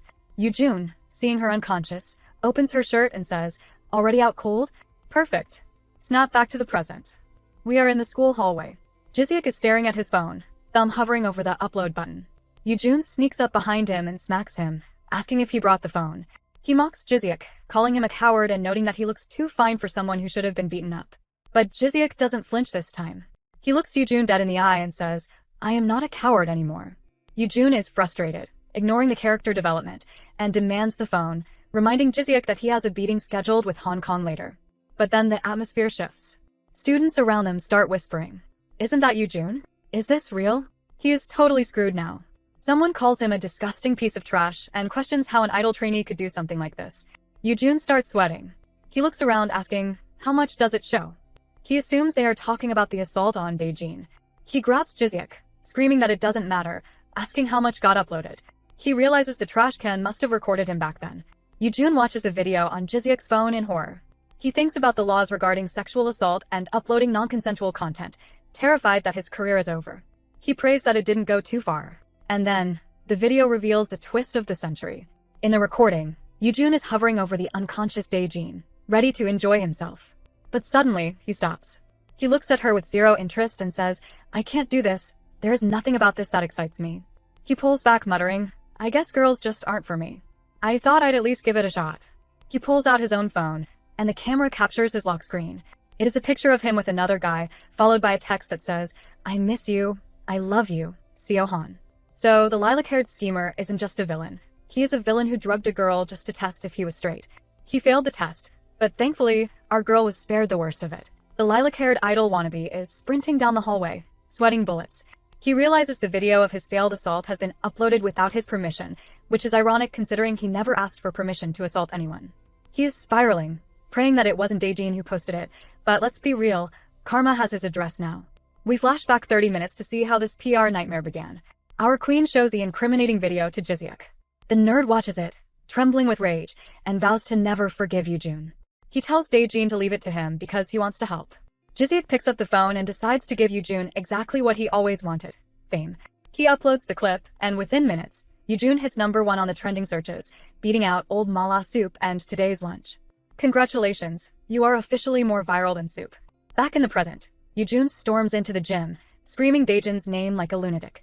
He is furious, claiming the video was edited to make him look like a pervert. Buddy, the raw footage was bad enough. He declares that someone is going to die today, which is a very poor choice of words when dealing with a Joseon warrior. Suddenly, our queen descends from above like a vengeful spider. She has rigged a hanger and loops it around his neck, hoisting him into the air. She informs him that since class starts soon, she is skipping the trial. She casually mentions that in her time, rapists were simply hanged to death, implying he should be grateful she is in a good mood. Yoojun is choking, gasping that this is attempted murder. He pulls out his phone, trying to record her and threatening to call his daddy to send her to jail. Our queen is unimpressed. She muses that the world has become too soft if prisoners are allowed to live so comfortably. She decides to revoke his phone privileges and smashes the device with her bare hand. Yoojun drops to his knees, sobbing and begging. He tries the absolute worst defense in legal history. "I'm not even into girls. I tried but I stopped, so I didn't actually do it." He really thinks failing to commit the crime because of performance issues makes him innocent. Our queen asks if he is curious how failed offenders were punished in her era. Yoojun tries to bribe her, saying his rich parents will pay a settlement since her family is poor. Daejin picks up a baseball bat and announces the verdict: flogging and exile. Yoojun screams that he accepts the exile and will transfer schools immediately, begging to skip the flogging part. But the judge has spoken. She tells him the law requires a thrashing first. She generously starts the count at 60 strikes but promises not to go over 100. She swings the bat, smacking him on the back. Yoojun screams that he is going to die after just 2 hits. Our queen tells him to shut up because he is making her lose count, and orders him to stick out his butt for the next swing. Class is dismissed, but the discipline has just begun. The beatdown continues. The schemer is screaming, demanding to know who put her up to this. He suspects Sangha betrayed him because she is the only one who had the leverage, but our queen ignores his paranoid ramblings. She tells him that his silence does not matter because she is no longer fighting alone. She has companions now. She reminds him he still has 45 strikes left, but class is starting, so she will offer him a recess. She leaves him broken, bleeding, and crying for his mommy. And speak of the devil, his mommy arrives. We cut to the chairman's office, where the schemer's mother is putting on a masterclass in denial. She is screaming at the chairman, furious that her precious baby boy was beaten. The chairman tries to calm her down, offering her a trendy collagen drink to distract her. She ignores the beverage and demands a disciplinary hearing immediately, threatening to ruin our queen's future. The schemer is sitting there, traumatized, wondering if he should tell them the truth. He realizes that the video Jiseok uploaded was edited to protect the victim's identity, so his face is clearly visible, but the victim is blurred. He wonders if he should be relieved. His mother, completely delusional, claims the video is fake. She accuses the school of circulating rumors about her son. She even suggests that the drink in the video was just a sleeping aid because her son is stressed. The chairman points out that sleeping pills require a prescription and that drugging a classmate is a felony. The mother drops her cup, shattered. She accuses the chairman of calling her son a drug dealer. She insists her son is a promising young idol who would never do such a thing. The chairman finally loses his patience. He shows her the unedited CCTV footage from the gym storage room. The mother watches her son assault an unconscious girl and goes silent. The chairman suggests they settle this quietly for everyone's sake. The mother, realizing she has no ground to stand on, grabs her bag and her son, declaring that she will handle it. As they leave, the schemer is crying, begging to go home. In the car, the mother's tune changes. She tells him he is transferring schools. The schemer is horrified, asking how he can face people after this humiliation. His mother, in a true display of toxic parenting, tells him to get over it. She compares his sex crime scandal to scraping a knee on the playground. She even suggests that this scandal might boost his popularity when he debuts, because he can go for a relatable image. Relatable? Lady, your moral compass is broken. The schemer finally breaks down. He tells her he is terrified of our queen, calling her a monster. He asks what his dad, the scary military man, will do when he finds out. The mother grips the steering wheel, realizing that if her husband hears about this, he will probably shave the boy's head and enlist him immediately. Meanwhile, back at school, the students are buzzing. They notice that despite the schemer looking like he went through a meat grinder, our queen does not have a single scratch on her. Jiseok watches her, realizing she has taken down the schemer and the cheetah. Now, only the final boss remains, Songa. We take a trip down memory lane to 6 months ago, a simpler time when our original Daejin thought she had actually made a friend. She is hugging Songa, posing for a selfie and beaming like a ray of sunshine. She confesses that Songa is her very first friend since transferring, unaware that she is hugging a literal viper. Songa, playing the part of the concerned bestie, asks why Daejin transferred schools instead of going somewhere local where she knew people. Daejin hesitates, looking at a picture of her parents on her phone. Songa's inner monologue immediately jumps to the worst conclusions. Was she bullied? Did she get into a fight? But Daejin drops the truth bomb. Her father passed away in a hit-and-run last year. She explains that her mom opened a Jajangmyeon restaurant near the high school to start fresh. Daejin proudly calls her mom a master of noodles and invites Songa to come eat. But Songa? She is internally rolling her eyes so hard it hurts. She thinks master is too fancy a title for someone making black bean noodles. She glances down at Daejin's worn-out sneakers, calculating that they cost less than $30, and decides right then and there that this girl is beneath her. But to Daejin's face, she is all smiles, saying she is glad they are partners for the group project. Watching from a nearby bench is Yoojun, the lilac-haired idol wannabe. He is confused why Songa is acting like she doesn't know him. We get a flashback within a flashback where Songa explicitly orders Yoojun to pretend they are strangers, because she finds it entertaining to have someone at school who doesn't know she is the chairman's granddaughter. It is basically a twisted social experiment for her. But Yoojun realizes the truth isn't just entertainment. It is jealousy. It turns out our sweet, noodle-loving Daejin actually took first place in the midterms, knocking Songa down to second. And for the blonde psycho, second place is the first loser. We shift to Yoojun's house, where the parenting style can best be described as toxic with a chance of violence. Yoojun's dad is ranting about the chairman and how greedy rich people are, while pressuring Yoojun to study harder. But back in the present, the atmosphere is much darker. Someone, Songa, has placed a phone on a table, deciding she has had enough of her pawns. She thinks, you can have those losers, but first place is mine, and demands the clippers. Cut to Yoojun getting the beating of a lifetime from his father. His mom tries to intervene, but only because she is worried about his face. His moneymaker. But dad isn't stopping. He reveals that Chairman Choi personally contacted him about transferring Yoojun to a different school because covering for him has become too much of a hassle. The momager panics, realizing the chairman knows everything. She tries to argue, but the dad pulls out an electric shaver. He screams that he raised Yoojun to be a man and drops a horrific line, "I thought you were cured. I thought you were fixed." Yikes. It seems Yoojun's treatment for being gay didn't work, and dad is furious. Yoojun begs and cries, screaming that he won't go back there, likely referring to some military school or conversion camp. But his dad shows no mercy and shaves his head, destroying his idol image in seconds. And because the universe hates Yoojun today, his phone buzzes. It is a text from Babe, his boyfriend. He saw the articles about Yoojun getting kicked out and decides to dump him by a text. Who should end the story? Sorry. Brutal. No hair, no school, no boyfriend. Finally, we see the mastermind behind it all. The chairman confronts Songa, accusing her of sacrificing Yoojun to save herself. He compares her to a lizard cutting off its tail to escape a predator. He asks who she is so afraid of that she would go to these lengths. Songa smiles, completely unbothered. She counters with her own animal metaphor. She says looking at him reminds her of a cuckoo bird, a parasite that never builds its own nest but lays its eggs in others. The chairman just bursts out laughing, because apparently, ruthlessness runs in the family DNA. We end with a shot of Yoojun in his bed, sporting a buzz cut and trembling in fear. He mutters that he isn't ill and that he is perfectly fine, terrified of whatever cure his father has planned next. The villain has been dismantled, but it is a grim sight to behold. Back at the mansion, the blonde psycho Sangha is sitting at her desk, digging through the archives of her betrayal. She pulls out a reference book from last semester and shakes it, causing 3 letters to fall out: pink, green, and blue. She picks up the pink one, and we are transported 5 months into the past. We find the original Daejin and Sangha at a study cafe. Sangha, ever the manipulator, refuses to help with a math problem until she hits the bathroom. While Daejin is away, Sangha spots the pink letter tucked in her book and reads it without a shred of hesitation, because privacy is apparently just a suggestion to her. When Daejin returns, blushing and denying she is going to see Siyun, Sangha drops the bomb. She admits she saw the letter and demands it. She claims she sees Siyun every day and is pretty close to him, so she offers to deliver it herself. That is the oldest trick in the Mean Girls handbook, and our poor innocent Daejin falls for it completely. Daejin hands it over, worried that a handwritten letter is too serious or cheesy. Sangha, lying through her teeth, assures her that Siyun is actually into cheesy stuff. But then she immediately pivots to gaslighting, asking what Daejin even likes about him. She calls Siyun boring, saying all he does is work out and go home, and claims he is definitely not boyfriend material. Jealousy is a disease, Sangha. Get well soon. Daejin defends him, saying he is cool and nice. She reminds Sangha of a promise. Sangha said she wanted to see Daejin fall in love, so this time, she has to help make it happen. Sangha smiles and promises to pass the letter on. Spoiler alert, she definitely did not. We see a heartbreaking scene of the original Daejin sitting on a bench in the pouring rain, holding a gift, waiting for a boy who never showed up because he never got the message.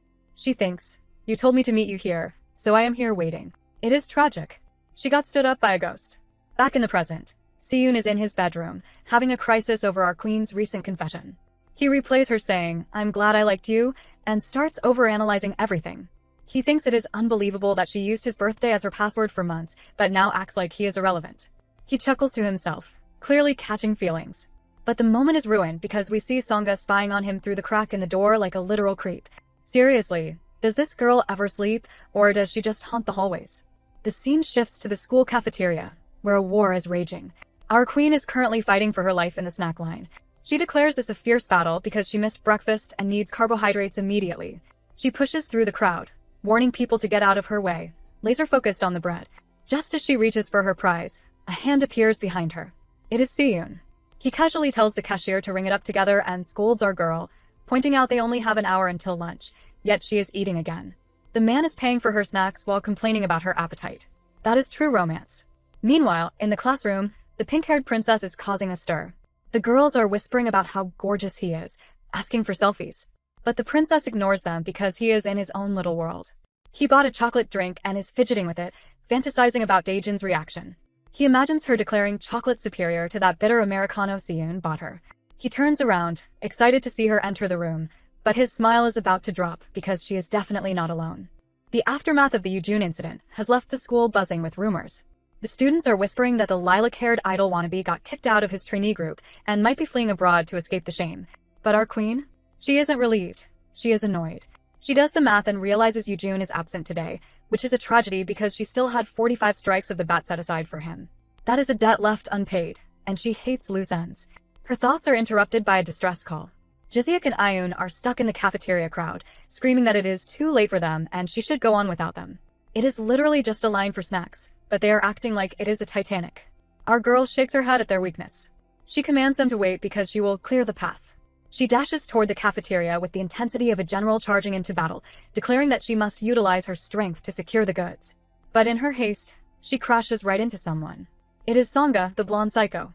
Sangha picks up our girl's phone, which slid across the floor, and hands it back with a cold, "I'm fine." As Sangha walks away, our queen stares at her back.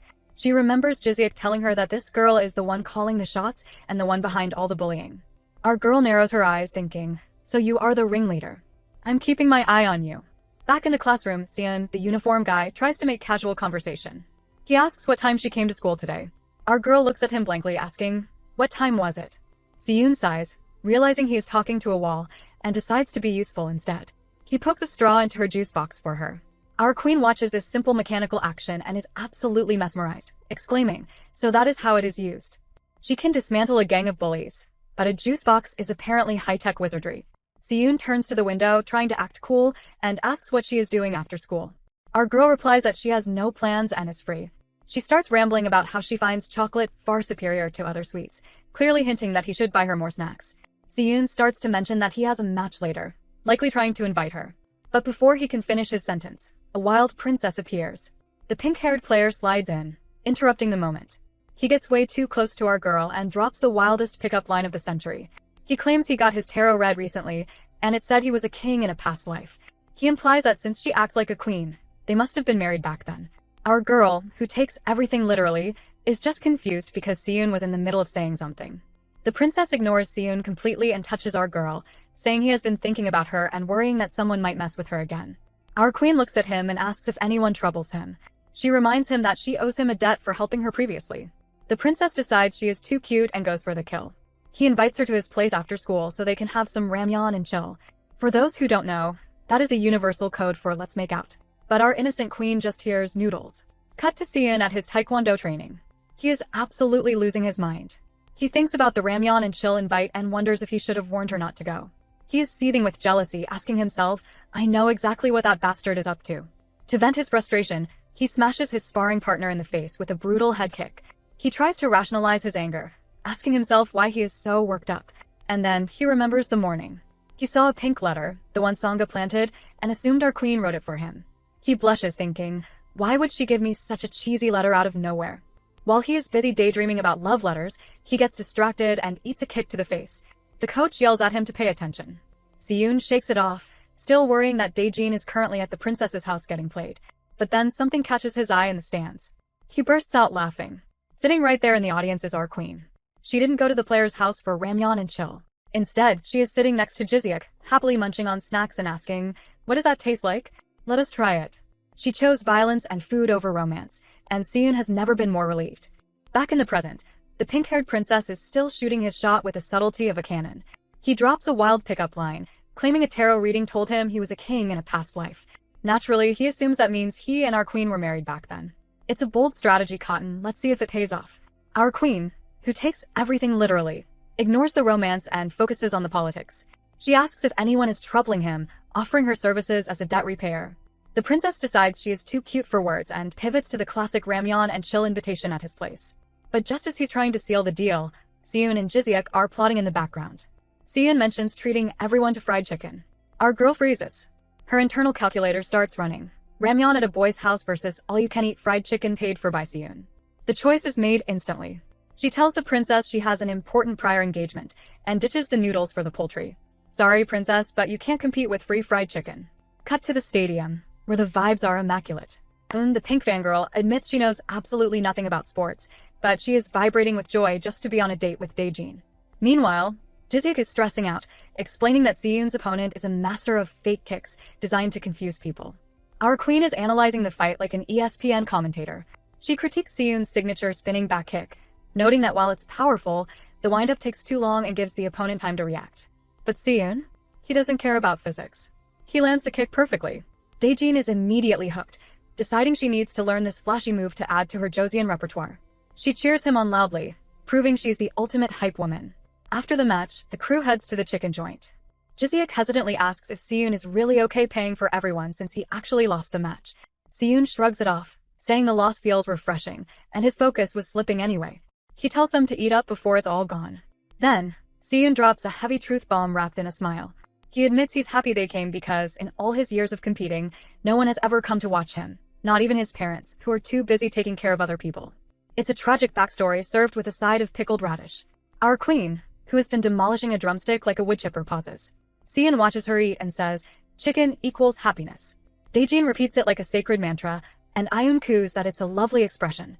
The philosophy of poultry has officially bonded them. Meanwhile, back at the mansion of doom, the blonde psycho, Sangha, is stress-eating instant ramyeon because exams are coming up. The maid tries to make conversation, mentioning that Siyun is late because he's out with friends and sounded strangely cheerful despite his loss. Sangha stops chewing. The air in the room drops 20 degrees. She thinks, friends? That can't be true. Siyun doesn't have friends. He only has me. Her possessiveness is truly next level. She basically thinks she owns the copyright to his social life. Back on the streets, the group disperses. Jizyuk thanks Siyun for the meal, but as he walks away, he realizes something suspicious. He notes that Siyun's house is in the opposite direction. That's right, folks, the mad dog is going out of his way just to ride the bus with our queen. On the bus, the chicken coma hits hard. Our queen falls fast asleep, her head landing squarely on Siyun's shoulder. Siyun blushes, asking himself if she was really that tired, but he doesn't move a muscle. He is trapped, and he is absolutely loving it. Back at the mansion, the blonde psycho, Songa, abruptly stands up from the table, leaving her meal almost untouched. The maid is confused, but Songa is too busy being a villain to eat. She retreats to her room and pulls the stolen pink letter from her drawer. We flash to the previous morning at school, where Songa was lurking around Siyun's locker, slipping the letter inside. Her internal monologue is truly toxic. She asks herself if she's worried Daejin will steal Siyun, but immediately dismisses it, claiming Siyun is just someone she dumps her feelings on, nothing more, nothing less. She convinces herself that one little letter won't make him like Daejin, but she hopes that when Siyun inevitably rejects Daejin in her mind, it will break our girl completely. Songa reflects on the fact that emotional pain has always hurt more than physical pain, which explains her entire modus operandi. But her scheming hits a snag when she spots our queen asking Jiseok where Siyun is. Jiseok explains Siyun is at training but should be back. Songa realizes Siyun isn't where he's supposed to be, and she crumbles the paper in her hand, wondering where the hell he is. Meanwhile, we return to the romantic bus ride. Siyun is gazing at our sleeping queen and notices a crumb of food near her mouth. He reaches out to gently clean it off because apparently he is a maid now, but she twitches and wakes up, causing him to panic. Our girl blinks, realizing she fell asleep, while Siyun awkwardly looks out the window, muttering that she was completely out of it. Daejin sighs, thinking she is now indebted to him once again for the shoulder nap. Siyun announces it is his stop and gets up to leave. Our queen, trying to act cool, compliments his fighting skills and suggests they spar sometime. Then, in a display of pure Josian logic, she tries to stand up and exit the bus while it is still moving in the middle of traffic. Physics? Never heard of her. Siyun panics and pulls her back, catching her right in his arms. For the first time in history, our queen blushes. The bus driver yells at them to watch it because it's dangerous, ruining the moment. Daejin stumbles off the bus, awkwardly saying, "See you at school," while Siyun is left standing there, likely wondering how she has survived this long. Our girl sprints home, clutching her chest. She thinks it is terribly hot, blaming the weather for her flushed face. She is mortified that she laid her head on a man's shoulder, something she never did even during military training. She admits he makes her feel restless. But then her mind drifts to the letter. She assumes Siyun seemed ready to talk about the note she left him today. We get a flashback revealing that earlier that morning, our queen slipped a letter into Siyun's locker herself. It turns out she wrote a thank you note to repay him for the phone and his help, believing she is fulfilling the original Daejin's wish to get close to him. As she runs, she thinks, "I am doing everything I can to fulfill your wish," completely unaware that she is the one falling for him. Back at the mansions and the uniform guy is lost in a daydream. He is having a full-blown flashback to the bus ride, smiling like a fool as he remembers pulling our queen into his arms. But the romantic montage is abruptly cut short by the fun police. Songa, the blonde psycho, is watching him. She asks what he is smiling about and mentions she heard he lost his match today. Then, in true tsundere fashion, she asks if he waited for her, only to immediately backtrack and claim she only got up because she was hungry and skipped dinner. Sure, January Siyun notices she looks flushed and asks if she has a fever, but Songa ignores his concern to drop a bombshell proposal. She asks him to study abroad with her. She explains that if she gets good grades this semester, her grandpa will give her company shares, and they can use that money to leave as soon as next year. She wants to go leave with her mom and suggests Siyun quit taekwondo to come with her, arguing that he just keeps getting hurt anyway. Imagine telling an Olympic-level athlete, "Hey, quit your lifelong dream to be my emotional support animal in a foreign country." Siyun shuts that down immediately. He interrupts her, firmly stating that taekwondo is his dream. He tells her to go rest and offers to bring her medicine, trying to de-escalate. But Songa isn't done spiraling. She brings up the encounter with our queen, saying Daejin bumped into her today and looked her straight in the eye with an innocent face, acting like she forgot everything. Siyun asks if she thinks Daejin is faking it, and Songa goes full conspiracy theorist. She claims there is no way, and insists Daejin is just messing with her, playing the victim to gain sympathy and steal things from her. The projection is strong with this one. Siyun snaps. He grabs Songa by the arms and tells her to stop, defending our queen by saying Daejin has been through enough. But he underestimates his own strength. Or maybe Songa overestimates her fragility, because she winces in pain. Siyun immediately lets go, asking if she is okay, but Songa plays her ace card. She looks at him with betrayed eyes and says, "You promised you would protect me." Cue the sepia filter, because we are flashing back to their childhood. We see a young Siyun and his parents standing outside a massive mansion in the cold. His mom tells him they will be living here from now on and instructs him to be nice to the girl his age inside because she grew up lonely. Siyun asks why, and his mom says she just needs a friend, calling him a brave young man who needs to look out for her. Then we see the business transaction behind this friendship. Siyun's parents are thanking Chairman Choi for taking them in, revealing that their financial situation almost forced Siyun to quit Taekwondo. The chairman, benevolent overlord that he is, says it is nothing because he considers Siyun family. But then comes the catch. He mentions his granddaughter is frail and asks for one thing in return. Siyun must stay by Songa's side, tasting her food for poison and protecting her from danger. He laughs, saying it was common for boys to do such things back in his day. So, basically, he bought a child bodyguard. Time skips forward a few years. Songa is tending to her flowers while Siyun hovers nearby. She asks him if he thinks she is pretty, admitting she knows she is, but calls him rude for staring. She asks why he is following her around. Young Siyun bluntly replies that his mom told him to protect her. Songa turns away, blushing, and tells him to do what you want. And just like that, Siyun was hooked, happy to have a purpose. Back in the present, the toxicity has matured like fine wine. Songa gives him a brutal ultimatum. It is your choice. You can either leave this room or stay in this house with me. She reminds him that if he leaves, the financial support and his taekwondo career is gone. Siyun tries to reason with her, asking if she remembers her grandfather's request to protect her if she was ever in danger. Songa looks him dead in the eye and says, "Well, I am in danger right now. So do what you want." She is equating her jealousy over a boy to actual physical danger. Siyun looks at her and still sees the lonely child from the past, trapped by her own manipulation. Siyun listens to Songa's possessive rant and simply says, "Don't worry, whatever you are thinking, that's not gonna happen." Songa takes this as reassurance that he will never leave her, thinking, "I know Siyun will never betray me." She reasons that he has nothing but the little room in her house and relies entirely on her grandfather's support. She is confident because she believes she owns him. We flash back to 5 years ago, where Songa is chatting with her friends. They tease her about Siyun, asking if he is her personal bodyguard since he follows her everywhere. They bring up the time he saved her at a crosswalk, practically appearing out of nowhere. Songa just grins and brags. It's obvious. He's got a thing for me. The delusion starts early, folks. Jump forward to a more recent memory. Teenager Songa is confronting Siyun. She asks him point blank, "You like me, right?" Before he can answer, she shuts him down, saying he can like her all he wants but shouldn't make it obvious because it makes her uncomfortable. Siyun grabs her hand and retorts, "Is uncomfortable the only thing you feel? Dear job. Stop crossing the line." Songa is baffled. She thinks she might have made him too obedient for too long. In another scene, Siyun is hovering while Songa is with a boyfriend. Her boyfriend complains that Siyun makes him uncomfortable. Songa dismisses Siyun, telling him to leave because he is boring her. She treats him like a toy she can pick up and drop at will. Back in the present, Songa wonders why Siyun's resistance is irritating her so much. She asks herself, "Am I feeling something new because you've suddenly stopped being predictable?" No way, I can't let that happen. At breakfast, Siyun refuses to eat. Songa thinks, having feelings for a guard dog doesn't make any sense. When Siyun declines the meal, saying he has training, Songa's inner monologue goes full villain. A garden dog shouldn't wag its tail at anyone but its owner. You need to stay loyal to me. She convinces herself this is just a passing crisis and that she will come out stronger, becoming the perfect adult her grandfather wants. We see a memory of her crying to her grandpa, begging to live with her mom. He tells her she can leave only if she climbs to the top. This girl is basically running on trauma and ambition. Songa stares at our queen in the classroom thinking, "Someone like you isn't gonna slow me down." She remembers asking the original Daejin about her dream job. Daejin wanted to be a cop to find her father's killer. Songa laughed, calling it a small dream for the top student and suggesting she just hire a hitman for $5,000.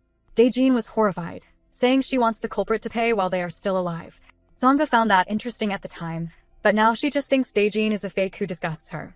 She recalls begging Daejin to intentionally fail a few questions on the finals so Songa could take first place. She even offered to pay her or have her grandpa guarantee her a spot in the police academy. But Daejin refused, wanting to compete, fair and square. Songa didn't take that well. She slapped Daejin, calling her selfish for not understanding how much grades matter to her. She accused Daejin of wasting her time by pretending to be friends. When Daejin cried, asking to stop, Songa stepped on her, literally, and declared, "Let's find out if you really desire to call yourself my friend on finals day." Back in the present, the teacher asks if the class representative is here.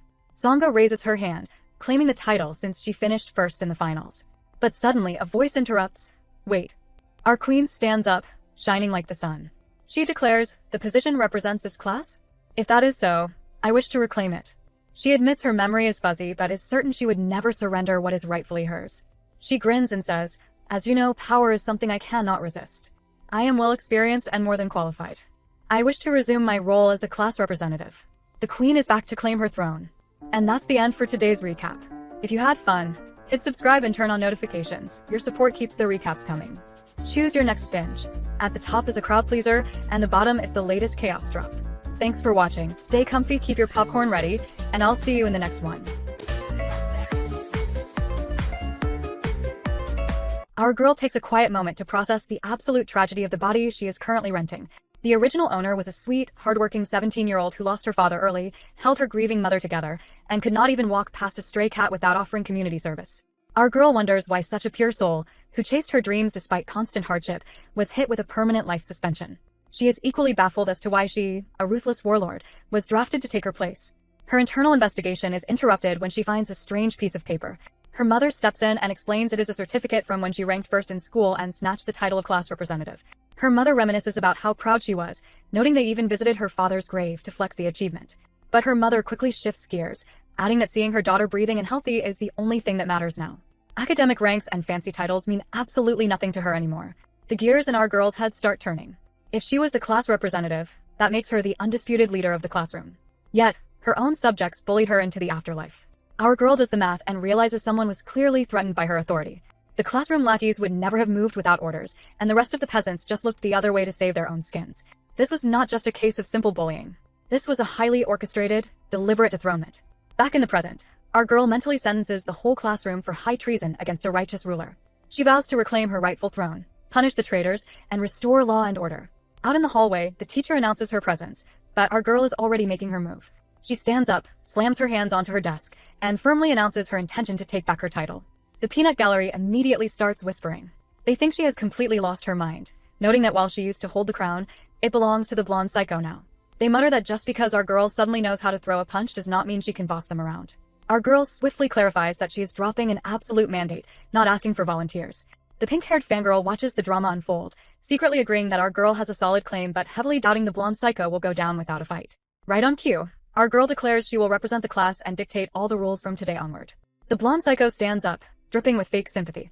She condescendingly tells our girl that she understands why losing the perks of the position might feel unfair, especially with her missing memories. But then she twists the knife. She demands to know how someone with amnesia could possibly serve the class when she herself knows every single detail about their classmates' private family lives. She calls our girl selfish and loudly blames her for the recent spike in classroom casualties. She reminds everyone that one lackey is currently enjoying a hospital bed and another has vanished into thin air, casually hinting that anyone in the room could be next on the chopping block. The crowd starts murmuring in a state of pure panic. Instead of matching the screaming match, our girl drops some classic literature. She recites a gloomy poem about an exhausted old ox whose throat is raw from years of labor, yet its master continues to crack the whip even when the work is done. In the background, the glasses nerd immediately recognizes the verses as The Lament of the Ox, a historical piece about a queen suffering under a tyrant. He realizes our girl is dropping high-tier metaphors about her own tragic life. The blonde psycho decides to close the distance, pulling our girl into a tight hug that looks sweet from the outside but is actually a targeted venom delivery system. She whispers that she showed mercy by not boiling her alive earlier, and this rebellion is a terrible way to say thank you. She demands our girl drop to her knees and beg for mercy, calling her a vile wench. Our girl's response is swift and entirely physical. She completely bypasses the begging and grabs the blonde psycho firmly by the neck. The psycho just grins like a certified menace. Meanwhile, the teacher is having a full-blown panic attack and sprints to the chairman's office to report the violence. The chairman, however, is looking incredibly unbothered. He waves off the attempted strangulation as simple childhood conflict, casually instructing the panicked teacher to just make sure the kids learn how to compete fairly. The blonde psycho gasps for air, branding our girl a disgusting hypocrite for fighting evil with evil. The pink-haired fangirl watches the chaos unfold in a state of sheer panic, completely clueless on how to de-escalate the situation. Our girl simply glares, mentally preparing to send the snake to the afterlife herself if she dares to insult the original body owner's name one more time.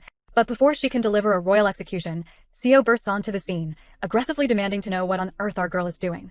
Taking full advantage of her new audience, the blonde psycho immediately deflates, collapsing into a perfectly timed, dramatic faint. Seo looks incredibly stressed, begging the psycho to wake up before scooping her onto his back to rush her to the nurse's office. Our girl reaches out, utterly derailed by this plot twist, but she is left standing alone in the dust. She takes a quiet moment to process the emotional damage. She has never seen Seo look that genuinely panicked before. She thought they were finally trauma bonding, but now she seriously questions how much he actually understands about the classroom's toxic hierarchy.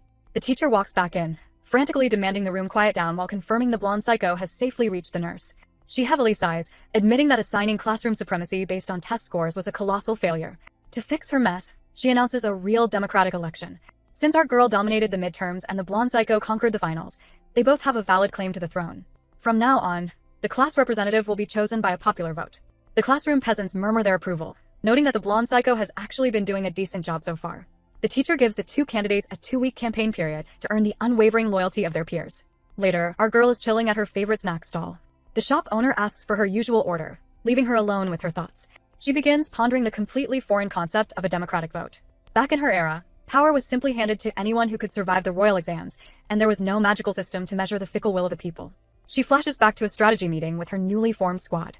The glasses nerd had run the terrifying political numbers. Out of 20 students, 17 were eligible voters, meaning she needed 9 votes to claim the crown. Right now, her political party consists of exactly 3 people: herself, the glasses nerd, and the pink-haired fangirl. Seo is currently a wild card, leaving her 6 votes short of a victory. The glasses nerd confidently predicts he can secure 3 votes from the kids they heroically saved during dodgeball. The pink-haired fangirl aggressively agrees, reminding everyone how legendary our girl was on the court that day. The nerd then mentions 2 wildcards from a rival middle school, who might already hate the blonde psycho, though they need to monitor their vibe first before making a move. They bring up the final phantom student, Hyun. The pink-haired fangirl admits she has never even seen the girl's face. She apparently showed up on the first day, treated her desk like a premium mattress, and has been skipping so many classes she is on the fast track to repeating the year. Snapping back to the present, our girl takes a bite of her food, marveling at the fact that ruling the entire Joseon dynasty was significantly easier than campaigning for 20 high schoolers. Her historical reflections are violently interrupted by loud shouting outside. The nervous shop owner whimpers that it sounds like another street brawl. Our girl's eyes instantly lock onto the target, deciding that if people are fighting, they desperately need a physical education lesson. The shop owner nervously spills the tea, explaining his tragic backstory with the local delinquents. He once tried to stop them from smoking outside, but they completely overpowered him. He even called the cops, but the kids smoothly dodged the law by ordering 30 servings of tteokbokki and faking a digital money transfer. Now, they treat his livelihood like their personal, rent-free clubhouse, and he is simply too terrified to stop them. Hearing this absolute disrespect, our girl steps out to assess the situation. She finds a classic alleyway shakedown in progress. The head bully is screaming at a miserable victim for being late with her daily extortion tax. The poor kid is practically in tears, swearing she already paid them twice this week and has younger siblings depending on her to survive. The main bully checks with his lackey, who suddenly develops highly convenient amnesia regarding the payments. Disgusted by the victim's refusal to steal, the main bully slaps her hard across the face, mocking her for trying to legally sell gum instead. He cruelly suggests that if the victim were missing a finger, people might actually pity her enough to buy her product. The desperate victim pulls out a wad of cash, begging them to just take it and leave her alone. The bully casually bites down on the money, holding it in his mouth while pulling out a terrifyingly sharp knife. He demands the victim pick a favorite finger, slowly lowering the blade. But before the knife can do any unauthorized amputations, a massive, lethal wooden skewer comes flying out of nowhere. It snatches the cash straight out of the bully's mouth with sniper precision and firmly pins the money to the brick wall. The bully completely loses his mind, screaming into the void to find out who just threw a lethal projectile at his face. Our girl steps out of the shadows, radiating absolute menace. She casually informs the terrified delinquents that the skewer was entirely complimentary. She then happily calculates their math for them, noting that 30 servings of tteokbokki at 3,000 won each equals a grand total of 90,000 won. Looking like a debt collector sent straight from the underworld, she announces she has officially arrived to collect their unpaid tab. The phantom student stares at our girl's uniform, suddenly recognizing her as the class representative. A memory from 6 months prior hits her. Back then, the original owner of our girl's body had noticed the phantom student sleeping through lunch and kindly left a care package on her desk. Instead of being grateful, the phantom student had mentally labeled the sweet girl a pathetic doormat for caring. Snapping back to the present, she assumes our girl is still the exact same pushover and attempts to quietly sneak away from the alleyway drama. Her escape plan is instantly shattered when the main bully aggressively grabs her by the hair. He is deeply offended that his extortion target is trying to slip away while he is busy dealing with an unexpected interruption. He throws a massive tantrum, accusing the 2 girls of clowning around for his attention and trying to muscle in on his territory. Waving his extremely sharp knife at our girl, he threatens to permanently revoke her eyesight for daring to demand money from a professional collector on his own turf. Our girl completely ignores the deadly weapon in his hand. She simply demands to know where he thinks he is going, casually bringing up the unpaid tteokbokki tab. She takes his hostile reaction and absolute refusal to pay as a full admission of guilt regarding the stolen snacks. Without missing a single beat, she delivers a single, devastating smack to his face, instantly sending the main bully into a deep, involuntary nap. The remaining delinquents experience a collective system failure. They stare in absolute horror, unable to comprehend how their boss got knocked out before he could even swing his blade. One of the bully girls starts spiraling into a panic attack, frantically wondering if the blonde psycho sent this wooden skewer-wielding monster to violently test their street loyalty. As the main bully snores on the pavement, the phantom student spots his dropped wallet and slowly reaches for it. Our girl immediately intercepts by throwing the discarded knife, planting the blade straight into the concrete mere inches from the girl's hand. The phantom student practically sweats her own body weight in pure terror. Our girl grabs her by the collar, dropping some heavy historical wisdom about how it is always better to take a beating early and get it over with. She firmly orders the trembling girl to pick up the money and return it to its rightful owner immediately. Back at the snack stall, the overjoyed shop owner clutches his recovered cash, marveling at the incredible trouble our girl must have gone through to collect his funds. But our girl's mind is already locked onto her next political objective. Having spotted the school badge on the phantom student's uniform, she knows the girl will eventually have to return to class. There is still an election to win, and she absolutely needs that wild card vote. Meanwhile, at the local hospital, the previously defeated lackey is being an absolute nightmare of a patient. She aggressively begs the nurse for a discharge pass, practically crawling the walls to leave.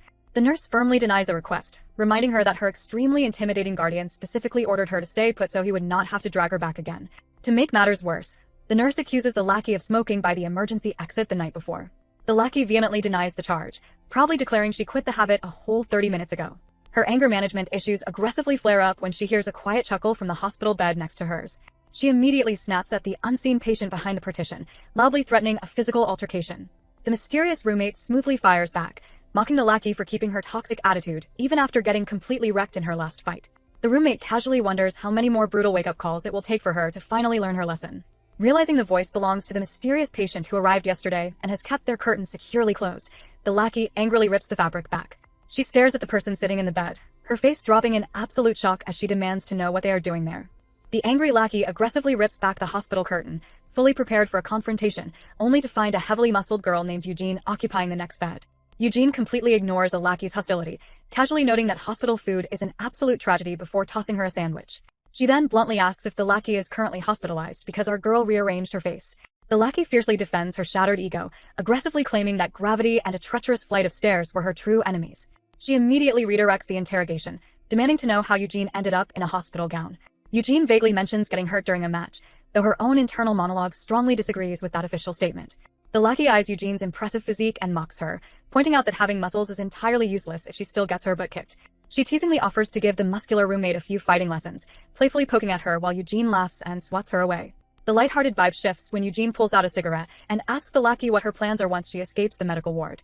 With a teasing grin, she suggests the lackey will probably just end up delivering junk, exactly like her older brother. Hearing her brother mentioned is the ultimate trigger. The lackey immediately jumps out of bed, declaring she suddenly has somewhere very important to be. The scene shifts to the exterior of a massive, shady building. Inside, a club girl is loudly complaining about her sheer boredom, desperately wishing for something exciting to happen. Right on cue, the angry lackey makes a highly dramatic entrance. She proudly announces her full name, her graduation class, her combat specialty in kicks, and her self-proclaimed street title, the Cheetah, boasting that she can easily take down 10 people by herself. The club girl is highly amused by this intense introduction. She hands the lackey a drink and tells her to relax her aggressively bunched-up shoulders. The lackey defensively insists she is not tense, claiming it is just raw, unadulterated muscle. The club girl casually warns her that if her champion brother finds out she is hanging around this turf, he is going to absolutely lose his mind. She notes that everyone in the underground knows the champion, recalling a terrifying flashback from just a few days prior when he completely trashed the venue, screaming at people to let go of his little sister.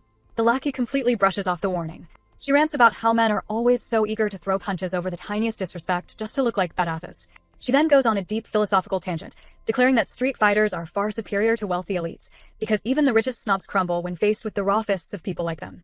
The club girl completely derails the lackey's tough guy momentum by affectionately pinching her cheek, laughing at how adorable she is when she tries to sound like a hardened gangster. Their bonding moment is violently interrupted by a shady boss storming into the room and ordering the lackey to get out. He is absolutely furious because the contact he originally called failed to show up, and the universe sent the champion's little sister instead. He loudly complains about their mother giving them such confusingly similar names, firmly stating he refuses to do any business with her. He admits he is actively avoiding a one-way ticket to the afterlife courtesy of her brother, dramatically declaring he is trying to make it to heaven, not the healthcare system. The lackey completely loses her mind at the constant comparisons to her sibling. Trembling with sheer rage, she screams that the champion is not her brother and offers to physically drain all her own blood right then and there just to mathematically sever their genetic ties. To prove she is completely serious, she snatches up a nearby knife, looking like she is absolutely ready to turn someone into a past tense. The boss stares at her, realizing she has completely lost the plot. Impressed by her unhinged energy, he admits she is definitely wild enough to stand on her own without living off her brother's sweat. He smirks, announcing he actually has the perfect job for her. The lackey smiles back, fully ready to embrace the chaos. Meanwhile, the desperate gum-selling victim is sprinting through the dark streets. She spots a glowing billboard claiming that tomorrow is a brand new day and mentally aggressively disagrees with the sentiment. Staring out at the dark beach, she heavily considers just ending her miserable subscription to life right there, but sadly admits she lacks the guts to go through with it. Her mind shifts to her starving younger siblings waiting at home. She curses our girl's name, crying over the confiscated extortion money that was desperately needed to feed her family. She finally arrives at her front door, calling out to her siblings and holding up some expired convenience store food she scavenged from the trash. But her exhausted smile completely vanishes the second she steps into the living room. Her younger siblings are huddled on the floor in absolute terror. Sitting right there in her home, flashing a menacing greeting, is the angry lackey, entirely ready to execute her brand new job. The story drops into a flashback, revealing exactly how the angry lackey ended up running a hostage situation in a rundown apartment. During her previous meeting with the shady boss, he laid out his twisted business model. He mentioned a specific girl, the desperate gum-selling victim, who had recently borrowed roughly $3.5 grand, allegedly to cover her grandmother's funeral expenses. She had managed to pay off the massive debt with highly suspicious speed, which immediately triggered his predatory curiosity. The boss explained that he sent his goons to stalk her and quickly discovered her secret weapon, 2 tiny, professional guilt trippers. The memory shifts to show the 2 younger siblings begging on the street. A well-meaning civilian had tried to intervene, grabbing the young boy's arm and threatening to call the police to help them. The kid had instantly activated panic mode, screaming to be let go before sprinting away into the crowd. Back in the shady club, the boss casually noted that street kids are an absolute goldmine for metro station pity plays. He then dropped the horrific detail that if the kids ever stopped generating enough revenue, he could simply sell them off to the highest bidder. With a terrifying smirk, he asked the lackey if she was morally bankrupt enough to handle the extraction. The flashback then tracks the 2 siblings standing in the metro station, staring hungrily at a glowing vending machine. The brother suggested they relocate their begging operation to a new station tomorrow, noting that the locals had developed complete immunity to their puppy dog eyes. The little sister fiercely rejected the idea, insisting they stay because rich people frequently pass through the area. The brother instantly called out her bluff. He knew she was secretly clinging to the station because it was the exact spot their mother had abandoned them, and she was still holding out hope for a dramatic family reunion. The sister quietly wondered if their mother would even recognize them now that they had grown a few inches. The brother realistically told her to stop dreaming and focus on survival. Desperately hungry, they decided to just aggressively wait for their older sister to return with dinner. As the siblings headed back to their tragic living situation, the lackey was shown tailing their every move like a highly aggressive shadow. Inside their home, the kids were happily counting their meager coins, plotting an ice cream purchase for the next day. Suddenly, a knock echoed through the room. Assuming their older sister had just forgotten her keys, they happily threw the door open, telling her to come inside. Instead of their sister holding dinner, they found the lackey looming in the doorway.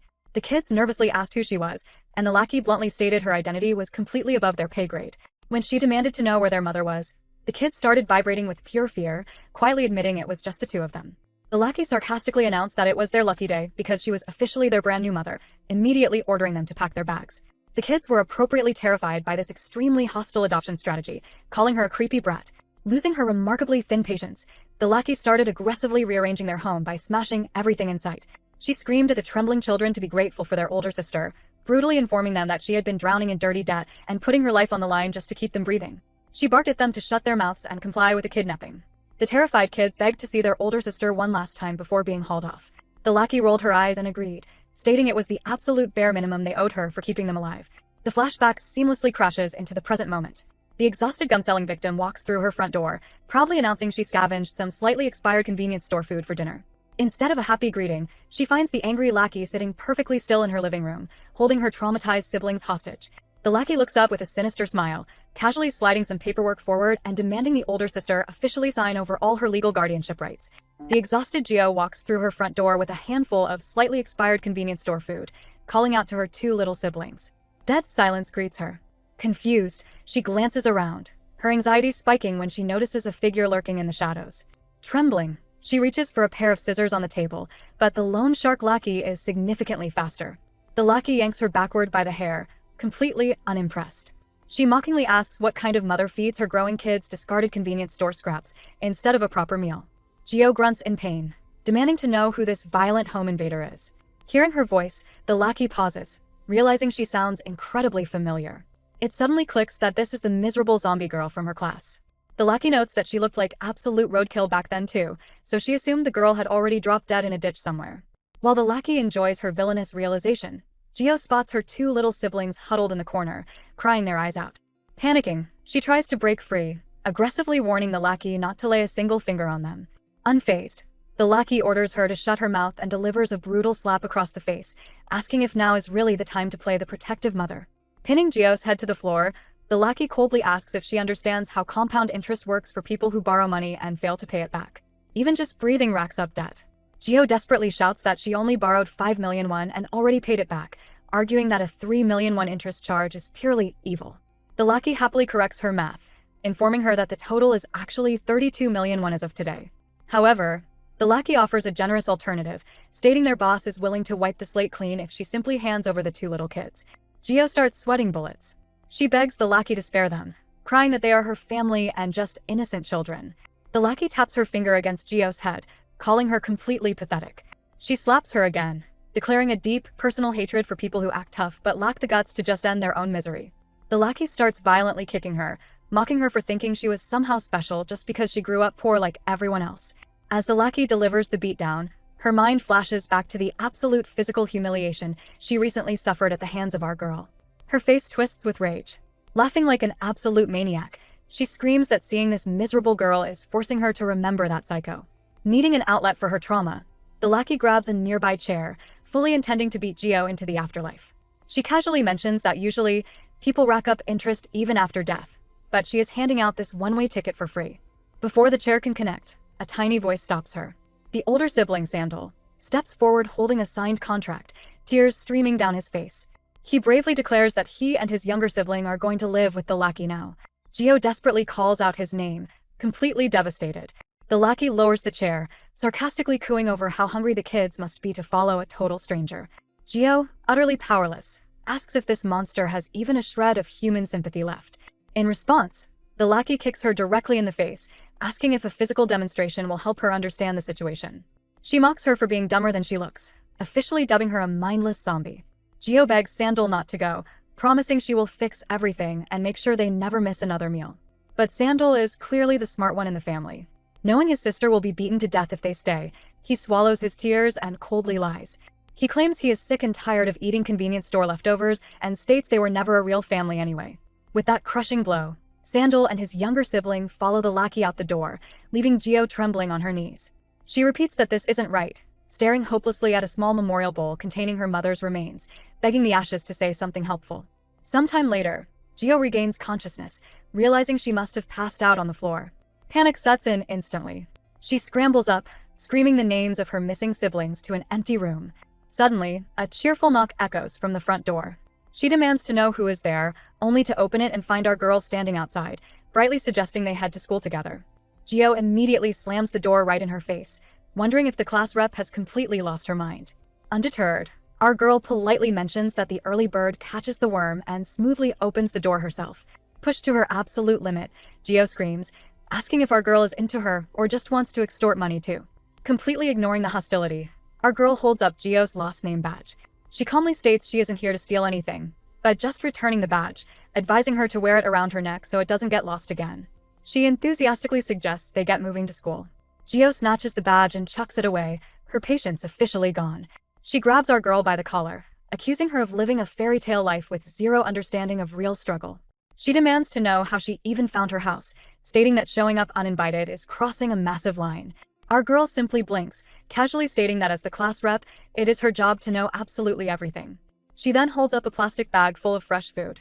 Gio freezes, staring at the bag in utter shock as the pieces fall into place. She realizes this was the exact same person who left bread on her desk 6 months ago.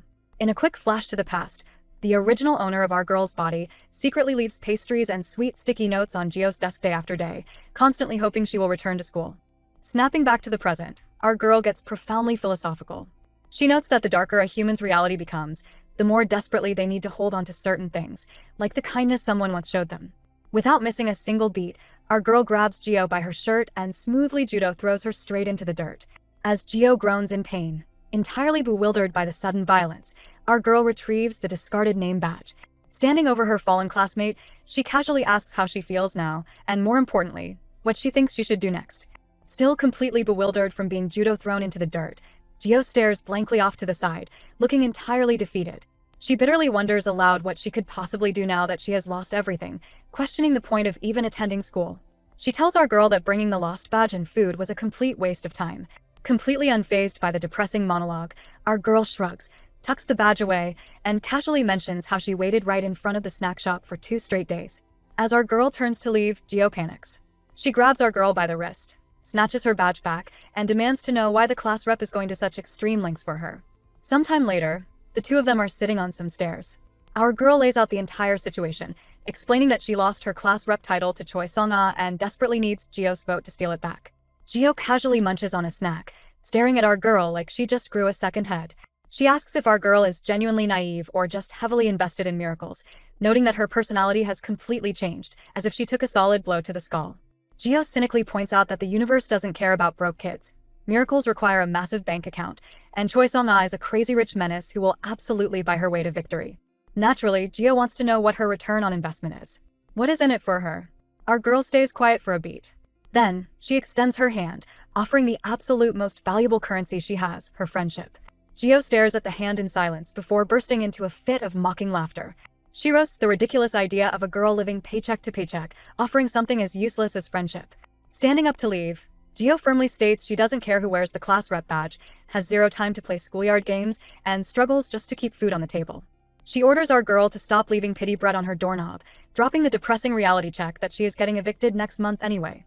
But as she finishes her rant, Jio realizes she is talking to thin air. Our girl has already vanished. Blinking in confusion at the abrupt exit, Jio drags herself back inside her empty house, slumping onto the floor in a dark corner. Her mind immediately drifts to her missing siblings. Spotting the scissors on the table, she mentally declares she needs to find them, but her inner demons fight back. She reminds herself of her absolute uselessness, wondering if it wouldn't be easier to just give up entirely.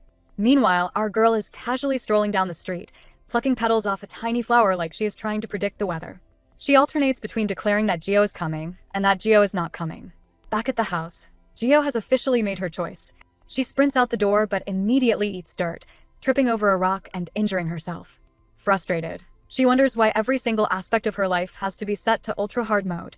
Desperate, a girl who has never experienced an ounce of love screams out into the street, desperately calling for the class rep. It is a universal truth that even the driest wood will burn bright red with just a tiny spark of warmth, much like a lost baby will blindly latch onto the first person it sees. Hearing the desperate shout, our girl turns around to find Jio limping toward her, completely missing a slipper. Jio fiercely commands our girl to stop, officially tossing the idea of friendship out the window. Instead, she demands one more favor, swearing on her life that she will repay the debt. After all, even a weak rabbit needs warmth to survive, but it first has to muster the courage to crawl out of its dark burrow. The scene shifts to the school, where the pink-haired girl is practically vibrating with anxiety. She worries aloud if their boss will actually manage to bring Jio back, fearing that revealing the vote scheme will only make the poor girl hate them more.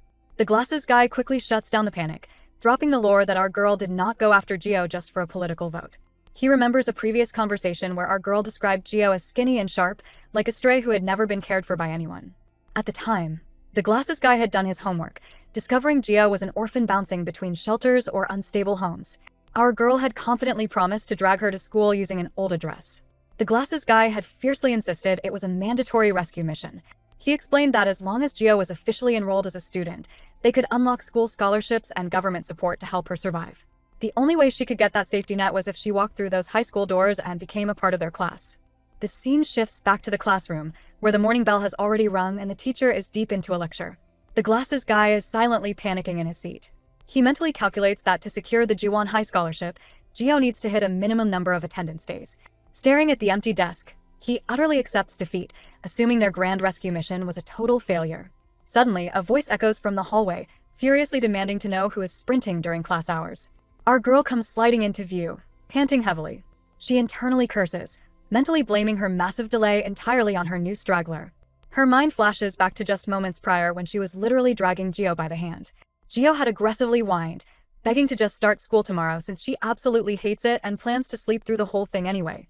Snapping back to her sprint down the hallway, our girl internally roasts Jio for having a completely hollow brain. She genuinely cannot believe the girl is still lagging, especially since she used a secret martial arts technique on her that should have kept her physically energized for an entire week. Our girl turns around and barks down the corridor, demanding her sluggish companion stop standing around and hurry up. Trailing miserably behind her, Jio is wheezing for her life, silently complaining that the class rep moves at the speed of a sports car. She begs our girl to wait up, and finally, the two of them arrive at the classroom door. The glasses guy is so relieved he looks like he might burst into happy tears. Throwing on her best exhausted act, our girl apologizes to the teacher for being late, claiming she had to visit home and simply lost track of time. The teacher spots Jio standing there, recognizing her as the chronic truant who hasn't shown her face since the semester began. Putting two and two together, the teacher assumes our girl personally went out of her way to bring the missing student back. The teacher's heart melts a little at what a good kid the class rep is, but discipline is discipline. Her tone immediately drops into a harsh scold, and she orders both girls to stand in the hallway with their hands raised. Our girl whines that this is completely unfair and begs to at least be let inside to sit down. The plea falls on deaf ears. Soon, both our girl and Geo are stuck in the hallway with their arms raised to the ceiling, absolutely boiling with frustration. Inside the classroom, Zanga silently watches the punished duo through the window, her expression unreadable as she falls deep into thought. The timeline jumps forward to 8 days before the class rep election. The glasses guy observes that Geo, who fiercely swore she would only stay for first period, has miraculously been showing up every single day for a whole week. Sure, she still uses her desk as a permanent bed for most of the lectures, but thanks to our girl relentlessly pestering her, she actually participates from time to time. Down in the courtyard, physical education is underway, and the day's brutal sport of choice is team dodgeball. The glasses guy is minding his own business when Geo suddenly walks up and casually grabs his hand. The poor boy's brain instantly short-circuits. His face flushes a violent shade of crimson as Geo leans in, looking genuinely concerned. She notes that his face is so red it looks ready to detonate, sweetly suggesting he sit out in the classroom or hit up the nurse's office. Stuttering like a broken record, the glasses guy insists he is perfectly fine and blames the sudden heat wave. In his head, a choir of angels is singing because this is the very first time a girl has ever voluntarily held his hand. His romantic daydream is violently interrupted when Geo spots a high-speed projectile flying right at them. She violently yanks him to the side to dodge the ball, causing his glasses to fly completely off his face. Now they are standing dangerously close to each other. Before he can even process the proximity, a second ball comes hurtling their way. Running on pure panic and adrenaline, the glasses guy grabs Geo and practically pulls her into a full-body hug to dodge the attack. Completely over the chaos, Geo grabs him by the collar. She calls him a total jerk, angrily demanding to know why he keeps spacing out and asking if he is absolutely sure he does not have a fever. The glasses guy, now completely blind without his frames and drowning in embarrassment, just laughs incredibly awkwardly. Sometime later, our girl and her loyal trio of friends are hanging out, enjoying a snack. The pink-haired girl is looking at a small scrape on her hand when the group officially shares their warmth with Geo. Spotting the injury, Geo accurately guesses it is a dodgeball battle scar. She casually mentions that her little siblings get hurt all the time, so she always carries first aid supplies. Pulling out a tiny bandage covered in cute children's drawings, she gently sticks it onto the pink-haired girl's hand. The pink-haired girl practically melts, gushing over how adorable it is. With the ice completely broken, the group dives into a deep conversation. Geo spills the tragic backstory, explaining that she met Sandal and Daewol near her house after they ran away from an abusive orphanage. Knowing that calling the cops would just get them shipped right back to their abusers, she took them in instead. She lays out the entire current nightmare involving the loan shark taking them away. The glasses guy immediately shifts into detective mode. He suggests they track down the loan shark boss, locate the kids, and then storm the police station to report the kidnapping. Geo quickly vetoes the aggressive strategy. She argues that acting recklessly against a criminal could put the kids in even more danger. Instead, she insists they need to quietly find the children first and track their movements. Taking Geo's lead, the entire squad spends their afternoon scouring the streets, checking every possible location where Sandal and Daewol might be hiding. Our girl silently admits to herself that this is an incredibly tough mission considering she doesn't even know what these kids look like. The search is grueling. They stumble across terrifying newspaper headlines about rising child disappearances and abduction cases, which only sends their collective anxiety through the roof. The glasses guy walks beside Geo, gently asking if she is holding up okay. Looking completely drained of hope, Geo quietly asks for reassurance that they will actually find them. Suddenly, her eyes lock onto a distant spot. Her face lights up with sheer desperation as she points a finger and screams out, completely certain she just spotted Sandal and Daewol. Geo takes off running, with the glasses guy desperately calling out for her to wait so they can face the danger together. They track the missing siblings down to a local restaurant and peek through the window. Inside, Sandal and Daewol are inhaling food at Mach speed, looking like they have been starved for a solid decade. Chaeyeon, the absolute menace of a lackey, is sitting at their table, casually scrolling on her phone. Sandal pauses his aggressive chewing just long enough to ask if the bad guys are going to stop bothering their sister Geo now. Chaeyeon completely ignores him. Sandal pokes the bear again, prompting Chaeyeon to snap. She orders him to quit asking, shut his mouth, and eat, pointing out that she does not lie. Internally, she thinks these kids are obnoxiously annoying, but seeing them practically vibrating with joy over a hot meal softens her icy demeanor for a fraction of a second. She coldly informs them that a car will arrive shortly to pick them up, instructing them to just get in and do what they always do. The kids eagerly agree, with Sandal praising the food like it was cooked by a Michelin star chef. Outside the restaurant, Geo watches her siblings smiling through the glass. The glasses guy is utterly confused, asking why she is just standing there instead of storming the castle to get them back. Geo abruptly hits the brakes on the rescue mission, telling him they should just leave. She bitterly rationalizes that the kids are smiling and clearly happier without her, heavily convincing herself that living under her roof only brought them misery. Refusing to accept this tragic surrender, the glasses guy grabs her by the shoulders, shaking some sense into her. He demands to know if she is really going to live like this after they spent all day searching, begging her to let him help. The emotional moment is violently interrupted. Chaeyeon suddenly appears right beside them with a cheerful greeting, immediately delivering a swift kick to the glasses guy. Grabbing him by the shirt, she mocks him, asking why a massive nerd is not currently sweating over textbooks at cram school. She mentions hearing rumors that he has been hanging around our girl, sarcastically asking for a review of the noodles at her house. The glasses guy bravely demands she let him go, warning her about the impending consequences. Chaeyeon just laughs right in his face. Internally, the glasses guy realizes that with Kim Chaeyeon involved, he absolutely cannot walk away, knowing full well she is a horrible person. Chaeyeon finally notices Geo standing there and happily announces that the zombie decided to tag along. Bursting into laughter, she connects the dots and asks if the two of them are secretly dating. The glasses guy turns bright red but grits his teeth in defiance. Geo completely shatters his ego, coldly stating they are not dating. We're just passing by and are leaving immediately. Chaeyeon happily rubs salt in the wound, noting it is too bad he just got rejected on top of getting assaulted. Pushed past his breaking point, the glasses guy screams at Chaeyeon, demanding she return the kids, and begs Geo to come back. Chaeyeon tackles him to the pavement, mercilessly beating him. She mocks his attempt to play the cool knight in shining armor, asking if hanging with our girl magically gave him the stats to fight back. She invites him to try hitting her with all he has, confidently stating she will not be the one getting hurt, before driving her foot squarely into his stomach. He rolls across the pavement, landing right next to Geo. Trembling on the ground, he looks up at her and asks if they are family or not. Dragging himself to his feet, he tells Geo to watch closely because he refuses to give up like she did. With a battle cry, he charges at Chaeyeon. She effortlessly sidesteps the attack, laughing at the sheer audacity.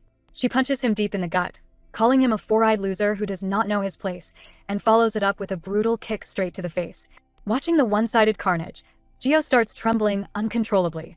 She drops to her knees, paralyzed by fear, whispering to herself that this nightmare is happening all over again because of her. Back to the beatdown, Chaeyeon asks the battered glasses guy if he plans to run home crying to his mommy, suggesting he just blame his injuries on a rabid dog. Gritting his teeth through the pain, the glasses guy glares up at her and asks if she has even a single shred of human sympathy. Chaeyeon freezes. The line sounds incredibly familiar. Her brain flashes back to Geo crying those exact same words earlier in the day. She bursts into absolute maniacal laughter, declaring that the two weaklings really are a match made in heaven. She asks if he remembers the physical answer she gave to that specific question. The glasses guy stays silent. Chaeyeon leans in close, repeating her villainous catchphrase, asking if he will finally get it if she does this.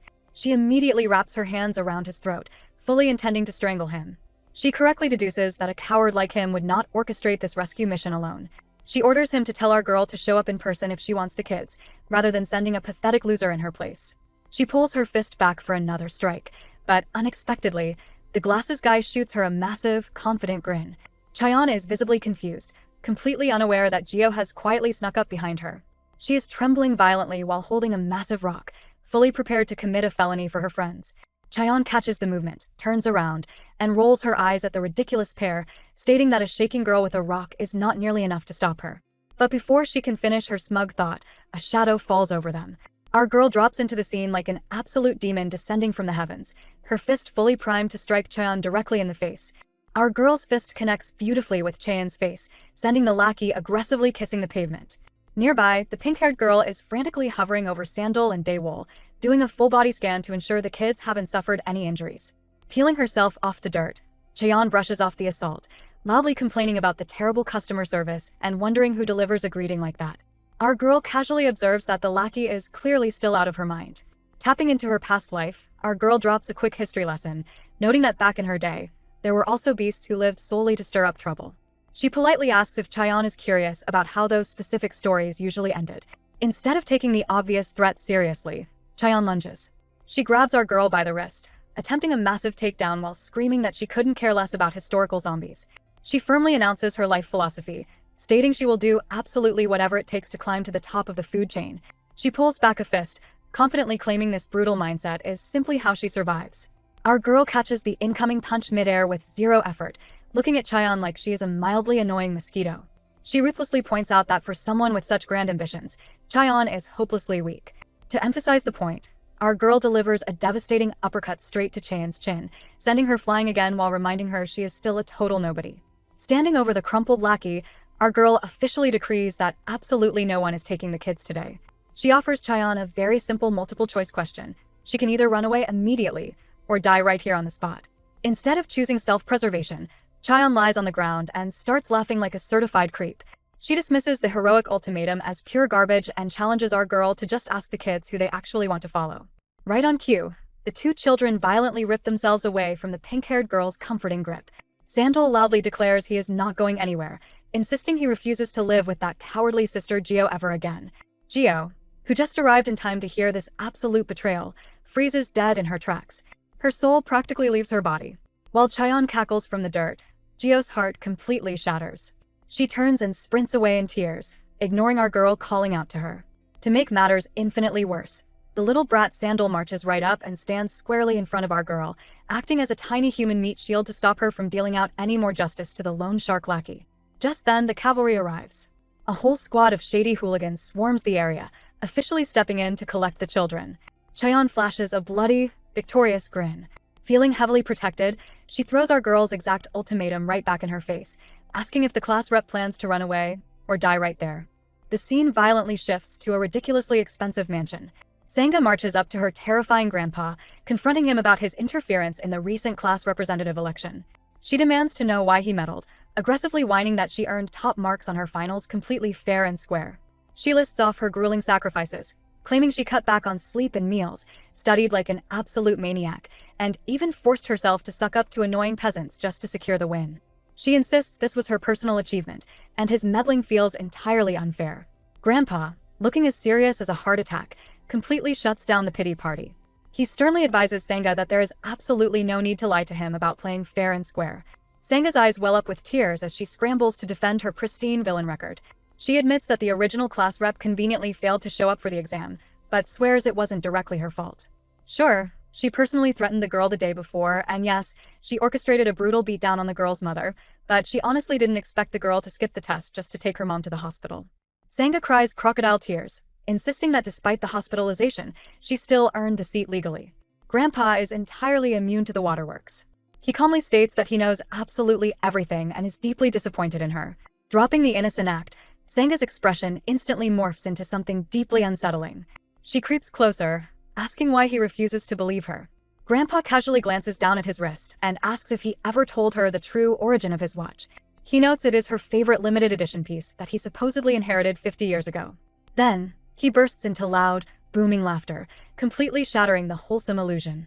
He flat out admits he stole the damn thing. He happily recounts growing up with absolutely nothing. Back in the day, he saw his wealthy boss flaunting the shiny watch, bragging that his father brought it from abroad. Grandpa took one look at the expensive jewelry and made the executive decision right then and there to steal it. Staring Sangha down, Grandpa admits that even now, he still looks at her and sees the fragile little 3-year-old who first stepped into his mansion. He drops some incredibly toxic family wisdom, instructing her that she must be strong, and more importantly, she never needs to be fair to others. Her only obligation is to be fair to herself. He orders her to never look back on her actions with regret, and if she wants something, she needs to take it by any means necessary. Meanwhile, our boy is secretly listening in on this masterclass in corruption. His anxiety spikes to maximum levels. He pulls out his phone and frantically dials our girl, mentally begging her to pick up before things go completely sideways. Unfortunately, our girl's phone is currently ringing out into the void. She is completely ignoring the call because she is currently surrounded by a fresh wall of angry hooligans, fully cracking her knuckles and preparing to send every single one of them to the emergency room. And that's the end for today's recap. If you had fun, hit subscribe and turn on notifications. Your support keeps the recaps coming. Choose your next binge. At the top is a crowd pleaser, and the bottom is the latest chaos drop. Thanks for watching. Stay comfy, keep your popcorn ready, and I'll see you in the next one.